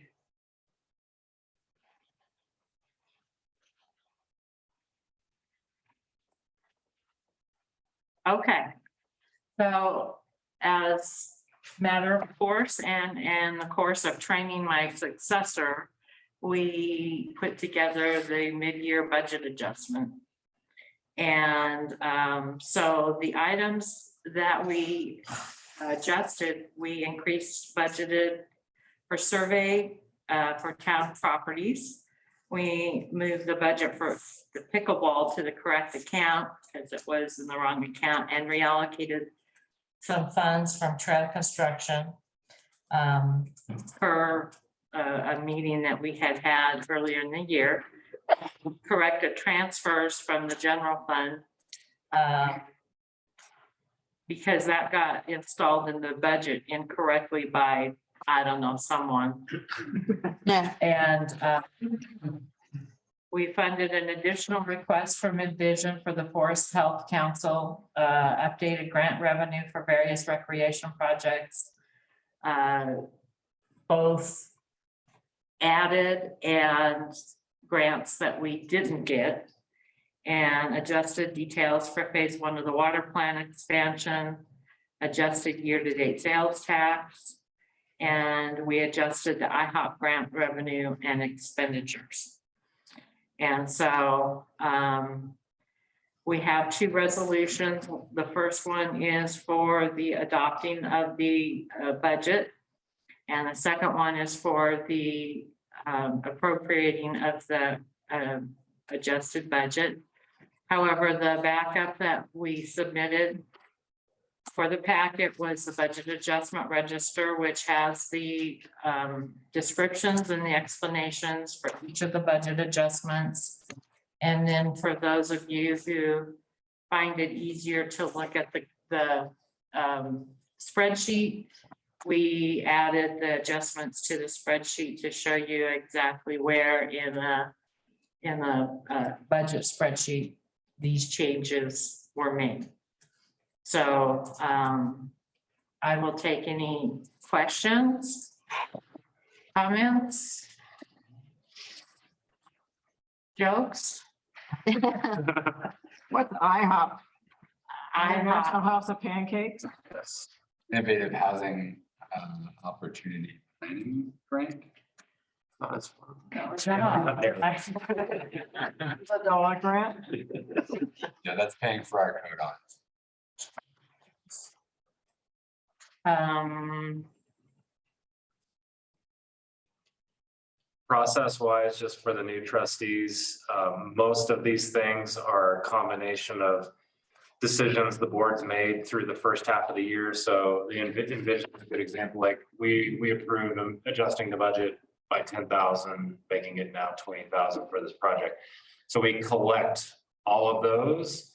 And then there are a couple of cleanups that Michelle pointed out, but we try to do a mid-year adjustment so that we make sure we capture everything, and then we do at the end of the year, or after the end of the year, we do another adjustment to true up the budget for the second half of the year. On that forest one, are we also applying for a grant? We can find one, yes, $10,000. if we can find one. There was already 10,000 in the budget for that, and they had asked for 20, so we put another 20 in the budget, or 10 in the budget to bring it up to 20, but Because we Yeah. haven't identified the grant, we did not load that as revenue yet. Good. At CML, we went to a couple of classes on budgeting, and it seemed like everything we do is what they would recommend. That was a good presentation though. Yeah. I didn't go through it. It was very well done. So, but yes, we looked pretty good. We did a good job here. Job, Michelle. So I just had one question. I mean, this was really instructive for me. I'm new, just kind of how we, what all we budget for. Spend, not that I haven't seen other iterations, but this was a good layout for me to look at. But I was wondering about the recycling expenditure or budget, 15 or 16,000. I thought that we weren't doing that anymore. Is that? So that is, we've continued to contribute with the other municipalities in the county towards the efforts that Garn is Oh, great. putting forth for the waste diversion plan that is now in place.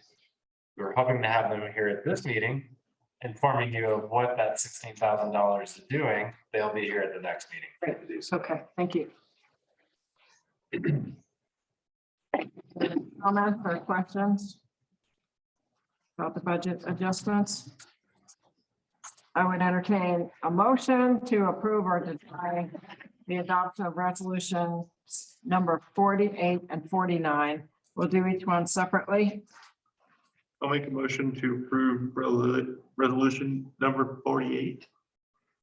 Second, Okay, that's Rowe, Lucrezi, I'll make a motion to approve resolution. but we need to do one at a time, sorry. I'd like to do a roll call vote, please. Yeah, sorry. Trustee Cobb, yes. Trustee Hilton Hinga, Yes. trustee Jenkins, Yes. trustee LaCretzi. yes, Trustee Rowe, Yes. trustee Swisher. Yes. And now I would entertain a motion Oh, for I would resolution make one, resolution, 49. I make a motion to approve resolution 49. Is there a second? We have Cobb, Swisher.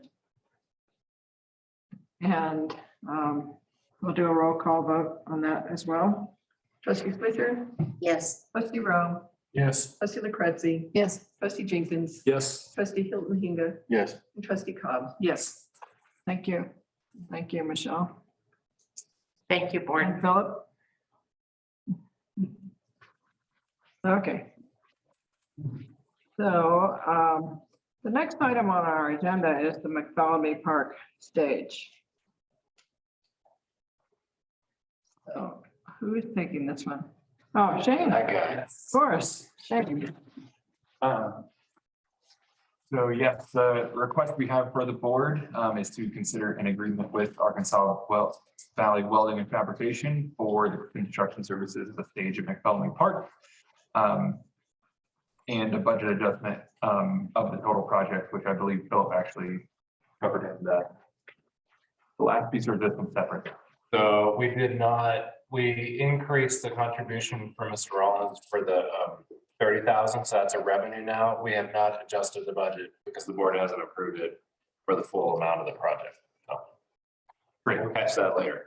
Sounds good. So, and then, yes, the second piece would be adjusting the budget of the total project to the cost of 59,900 from 15,000 to be funded through donations and contributions from the Buena Vista Chamber of Commerce and Tom Rawlings. I laid out the RFP process in the memo here, and the agreement is attached. Part of the reason we are requesting this agreement, not through the consent agenda, is because the funding is kind of unique for this project. In short, we've been working on this project for a number of years. It's gone through multiple iterations and stages. Actually putting together this memo, I remembered that my very first year here, we bought this big tent, and Emily and I spent a whole bunch of time putting it up out there for this purpose, and then it lasted a couple of weeks and the weather took it out. So Yeah. It's been a long standing project, but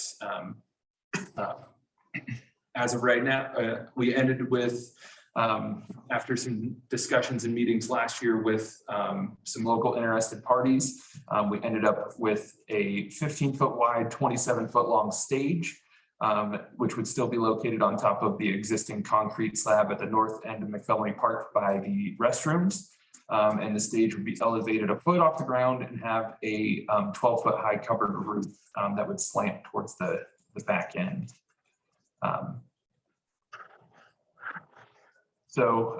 We had the project budget of 15,000.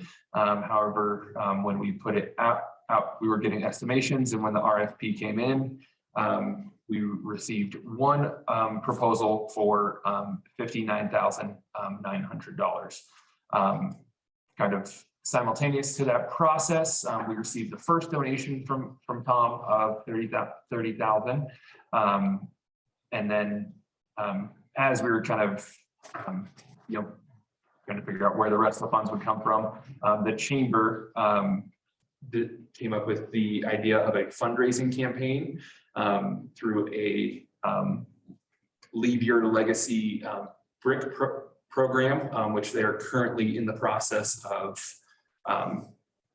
fundraising, basically hopefully the additional $26,620 for the project. In the packet, there was the attachment of the chamber's letter, kind of explaining their fundraising campaign and saying that they would contribute the funds that they raise to this project. And then a second letter from Tom Rawlings saying that he would cover the additional, he would cover the amount of the project not funded by the fundraising campaign up to an additional $30,000. So we don't exactly know how much money is coming from where, but we have a pretty good idea of that we can secure the remaining funding for the project. Shane, I have a question on budget impact. You talk about the town, the 3280 that would come from the 2021 budgeted, and then the 30,000 from Tom Rawlings and the chamber effort. But what happened to the other $15,000 budgeted for? The rest of that 15,000 was planned to come through donations. Okay, I see. And so there was always going to be some fundraising and donations, but 32,000 is what we actually had in the capital improvement. Okay. A little bit of context too. 15,000 was a placeholder in the budget for this because we knew the scope was changing after we were unable to get it constructed at the previous design last year. The desire from the community was, let's make it more substantial. So we left it in budget kind of as is until we knew what the final scope, and now we know what the cost is going to be. So it wasn't like we were assuming we were really going to build this for 15. We just didn't know what other number to throw in there at that point during the budget. Okay. Also, I found Tom Rawlings's letter a little unclear. I mean, it kind of says the bid received, let's see. Let's see, he says, serves as an offer to guarantee funds for the remaining portion. And then he talks about the 30,000, but it seems like, I'm gonna say, I guess I'm not seeing where he commits to the remaining part. If that's not enough. What page is that on? I'm sorry, it's 186. I believe it's the second paragraph.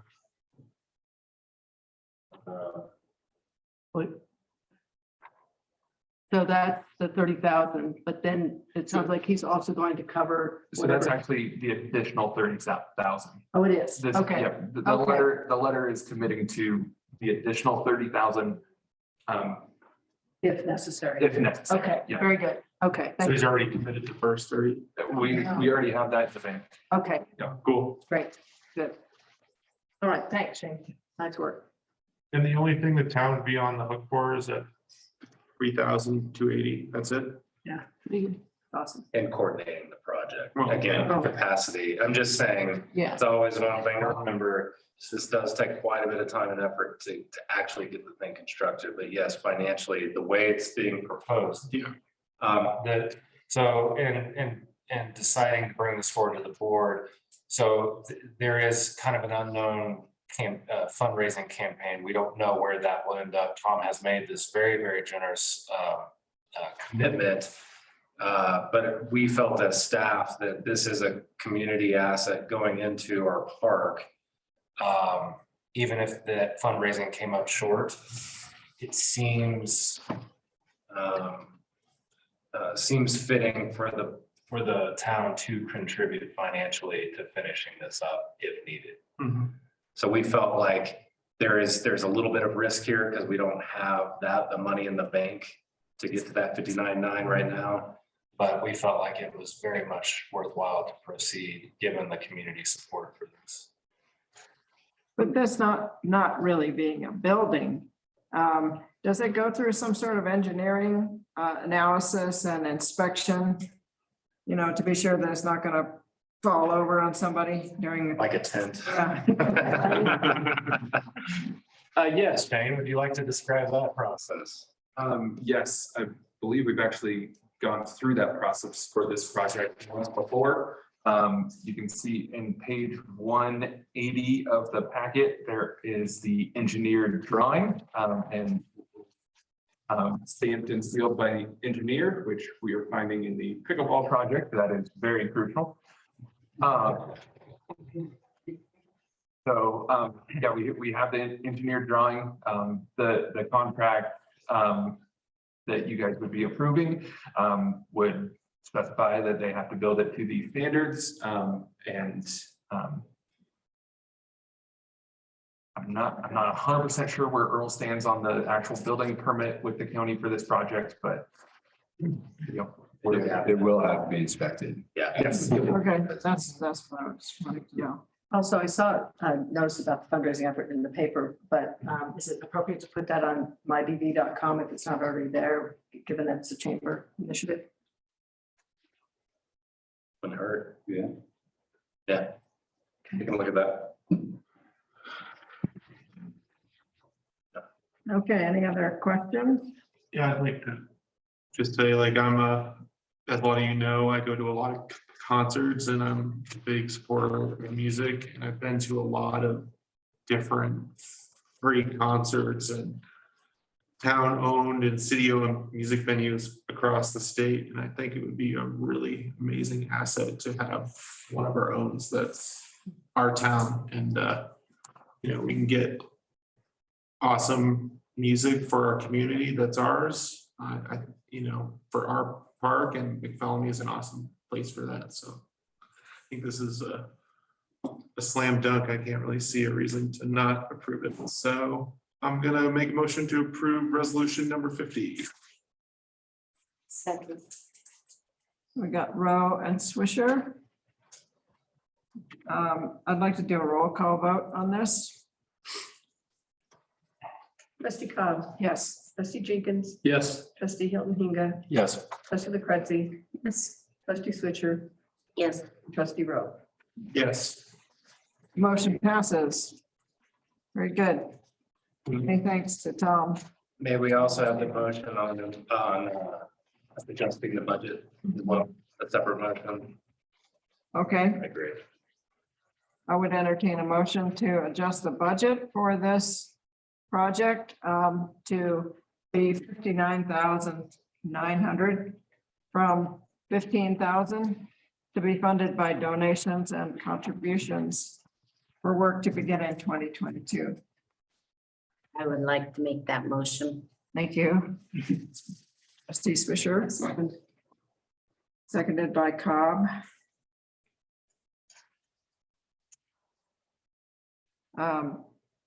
Roll call?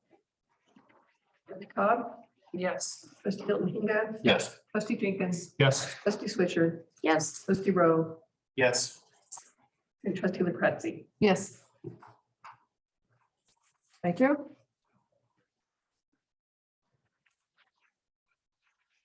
Okay, the next item is amendments to the 2022 fee schedule.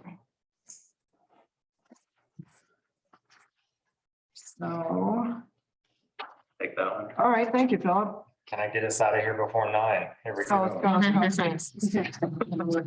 Well, I can't control trustee staff interaction, so I'll slow it down. Before we use resolution number 51, I'll just hit on actual process so you know, and then if there's any questions about the adjustments to the fee schedule. But fee schedule is approved, reviewed, and approved by the board. So any changes to the fee schedule must be made by the board.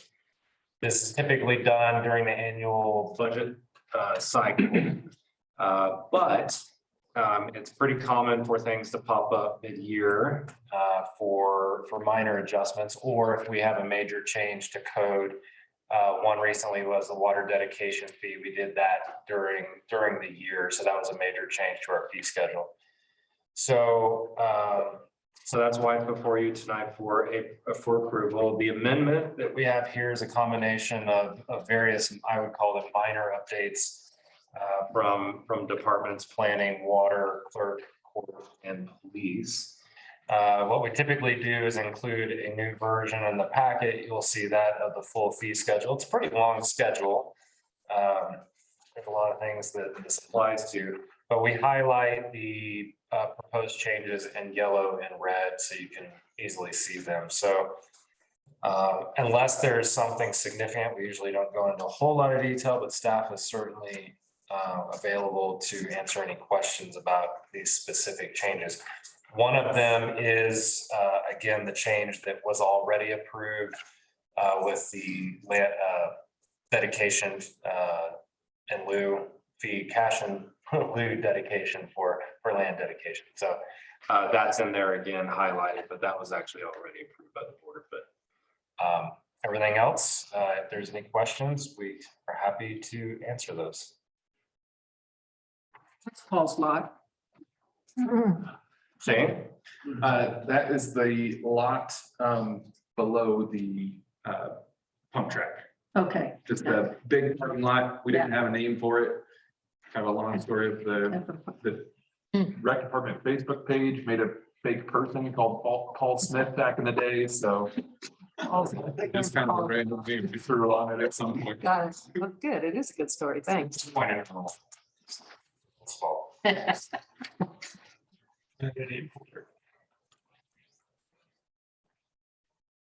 Make a motion to approve resolution number 51. Second. We got Rowe and Lucrezi. All in favor? Aye. Any opposed? Motion passes. Okay, I think we are to the trustee staff interaction. One item that we were definitely going to talk about is the ice rink.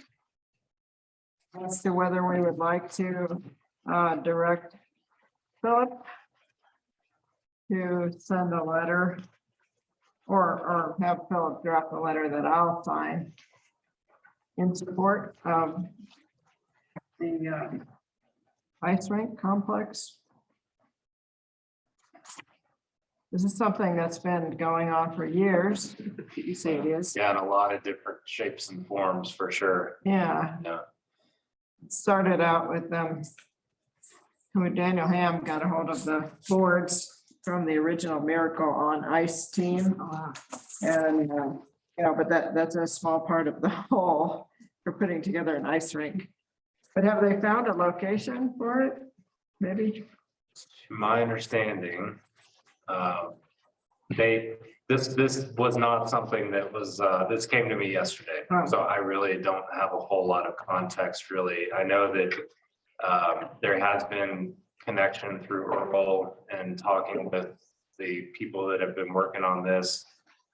Last year, this came back to us very suddenly, so I don't have a lot of context for where they're at with their project, but my latest understanding was that they had found a large building just north of Salida that they were pursuing to eventually use for an ice rink. It's pretty substantial. And I think they got a donation of the whole cooling system for the ice. Okay. From Colorado College, I think.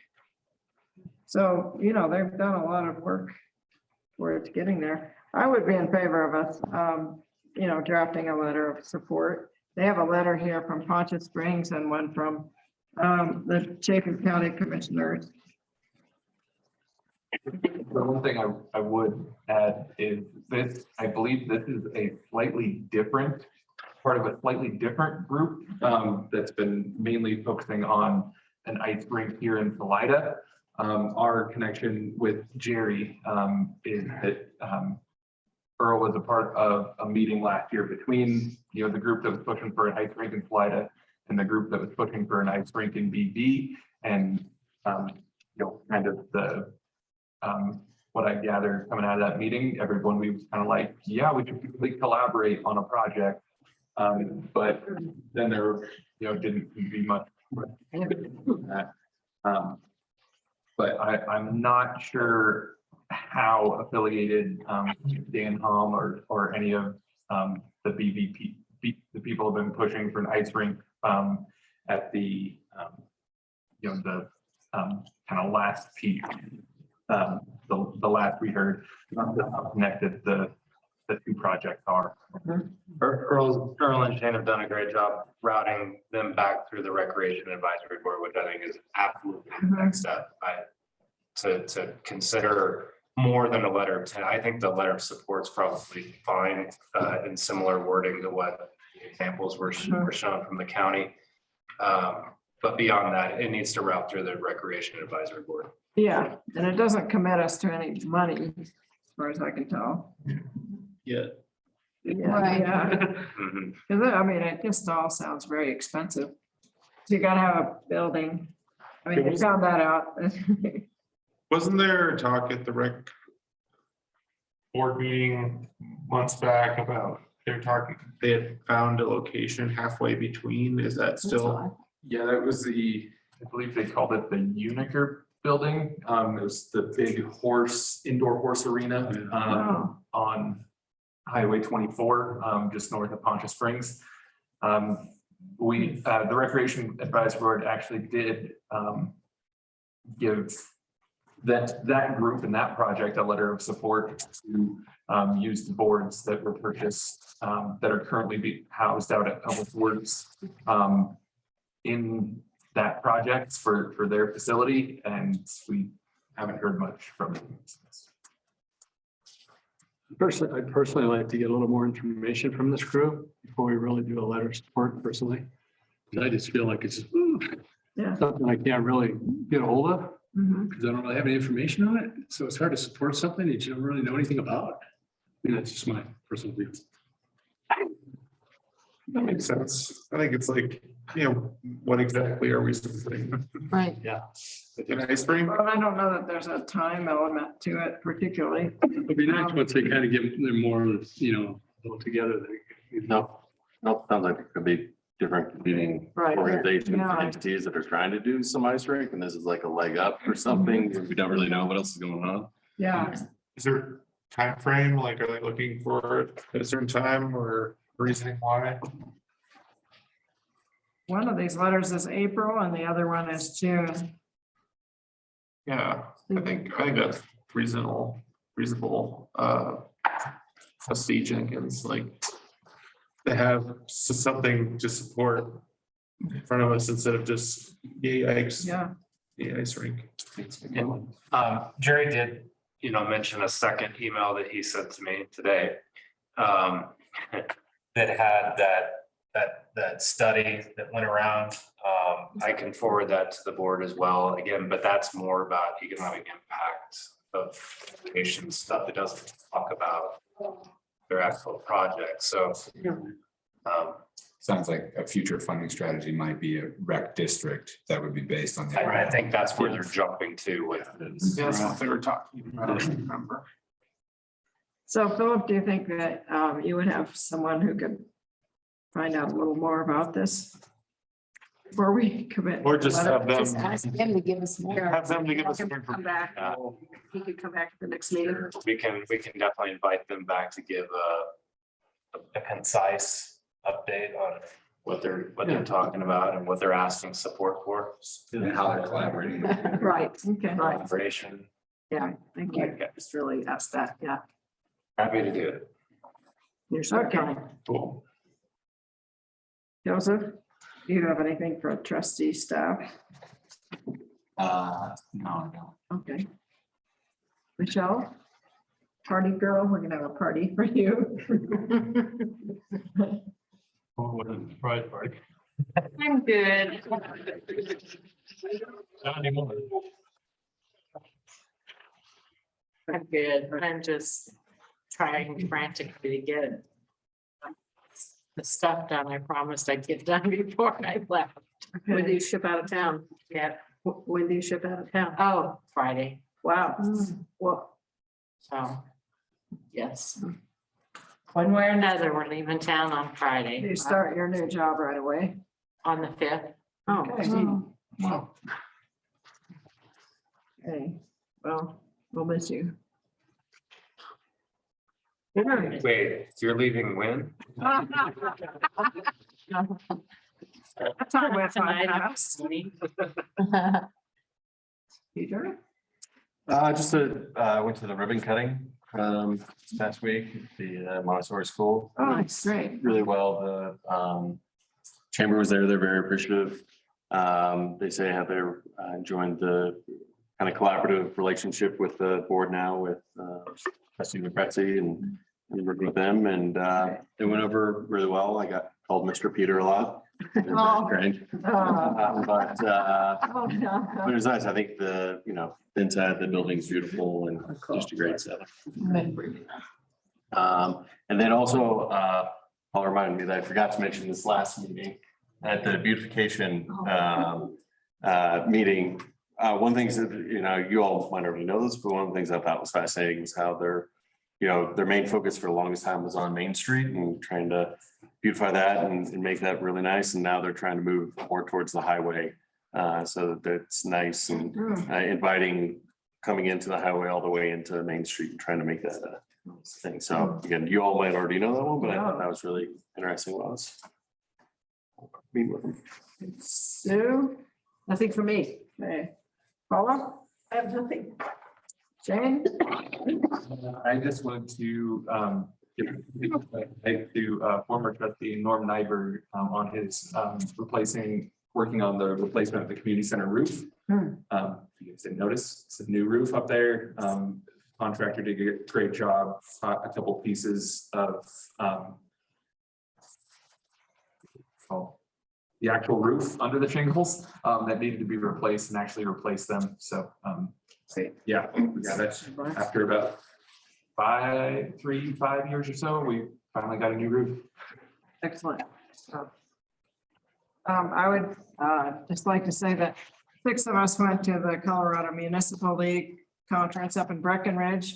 We had a miserable time. We learned a lot and we had some fun too.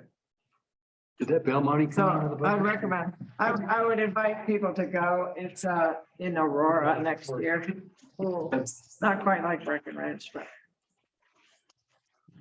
Tina? The only thing I kind of want to bring up, and I know I don't think there's really much or anything maybe we can do, but is, again, I had brought it up last time too about the post office and just voicing concerns. I don't know if anybody read the article. It made me, well, I don't know what we can do, if we can do anything, but it made me think, is there a way? So it says, in 1997, there was a survey and everybody said, hey, it's okay. Well, we don't care for it to come to our homes. I don't know if you could help us in any conversation with the USP, like if we could do another survey, go on mybb.gov or something that if we could get that collaborative, like we all know the majority of people in town that are out there hate winning and there's a lot of issues, but maybe if we had something concrete to present to them in that sense, I don't know, maybe it wouldn't matter, but I'm just looking for more firepower to hopefully resolve the pressure there. The post office workers, they're doing everything they can, but it's the system that I think we have the problem with. And so anyway, just bringing it up to remind if there is something we can do or. So we would sort of do our own survey is what you're saying and then present it to them. Yeah, and maybe that would be. That's been tried. I don't think that would help. The post office recognizes that that's not a justification, nor is it, there's nothing in existence that backs that up. And so that issue is now at the upper level, more regional level of the post office to come back to how are they going to change their policy? Because that won't help. Well, the survey is no justification for denying either home delivery or free boxes. So a new survey saying we really disagree with your approach here is that's not going to change anything. We would recommend that people continue to write to their representatives and their senators. That is putting more pressure on the post office, the USPS. And that seems to be the best way to get traction. Yeah, and I was thinking about that a lot over the weekend or over last week. We definitely were approached by multiple people at the CML conference who had read that story. Be Yeah. like, whoa, what's going on with you guys? It's bad. And we are part of a new congressional district, the 7th district of Colorado. So I think that would be a great thing to talk to our candidates who are running for that 7th congressional district, that this is a real issue that we're having here. You know, and other representatives as well, so. Yeah, and I think the senators are trying to help staffs are. They are. Yeah. So meanwhile, though, that doesn't really explain the staffing issues though, does it? Yeah. They're. I hate speaking for an agency that's way out there in La La Land, but they are bound by a compensation framework that's federal, and they don't adjust it for particular areas. This is what we're kind of seeing. So they're not competitive. They're not able to retain staffing, and it's getting worse. So suggestions back to them is, you know, the cost of living changes, varies greatly across all these different areas, and you need to take that into.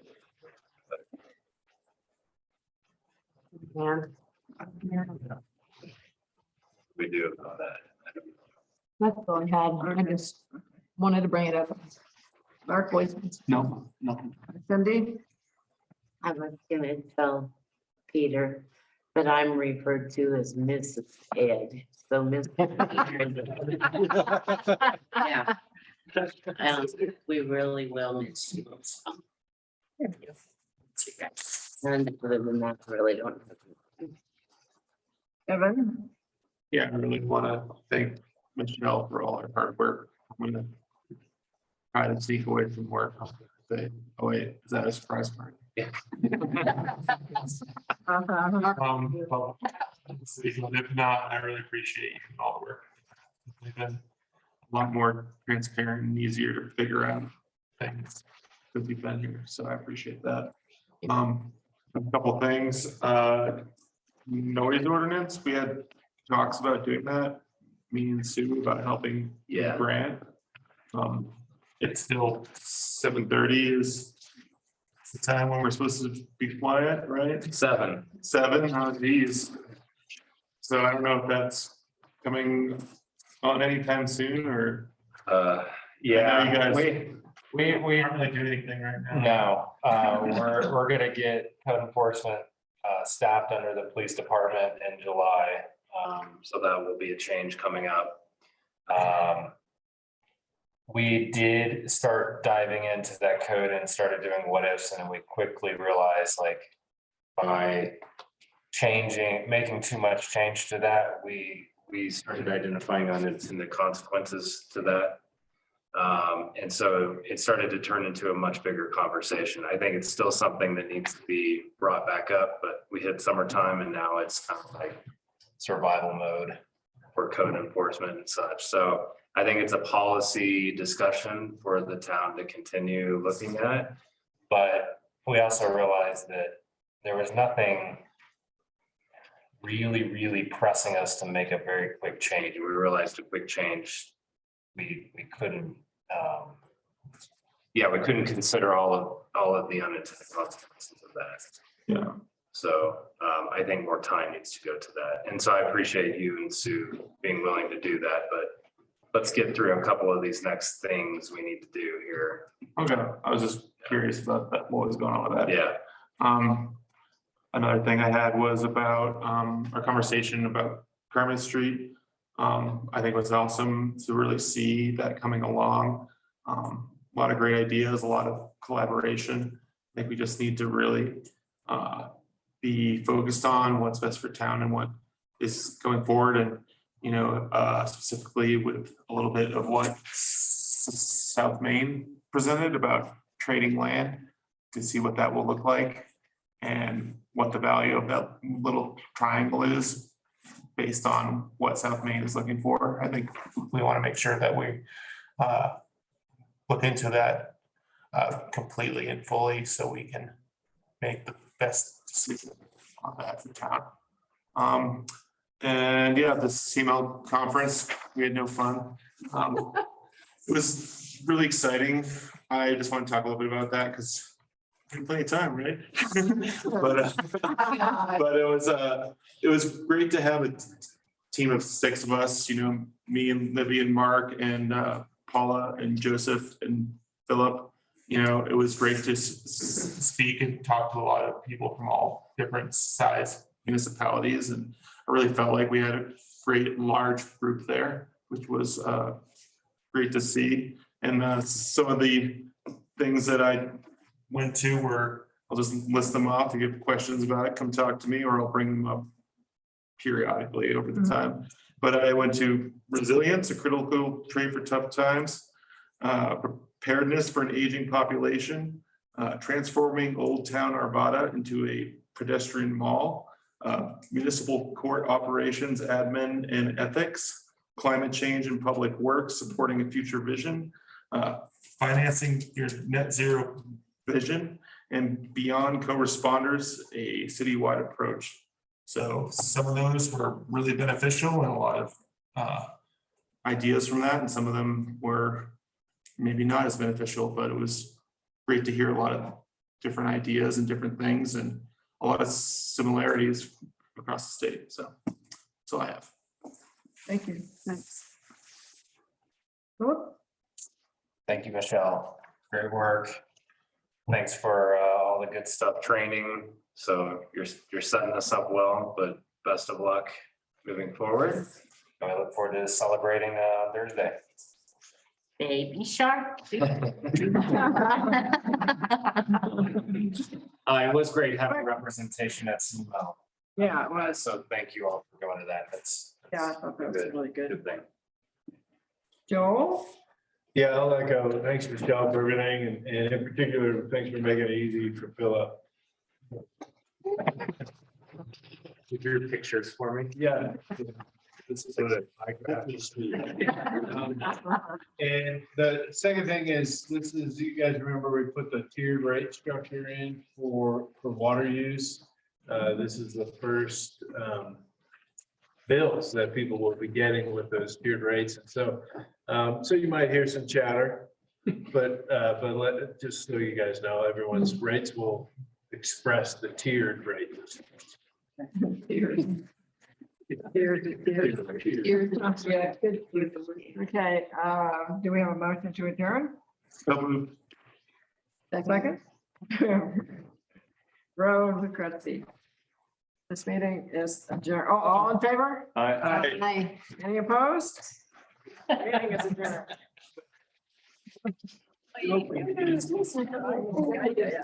Bye, thanks guys for coming.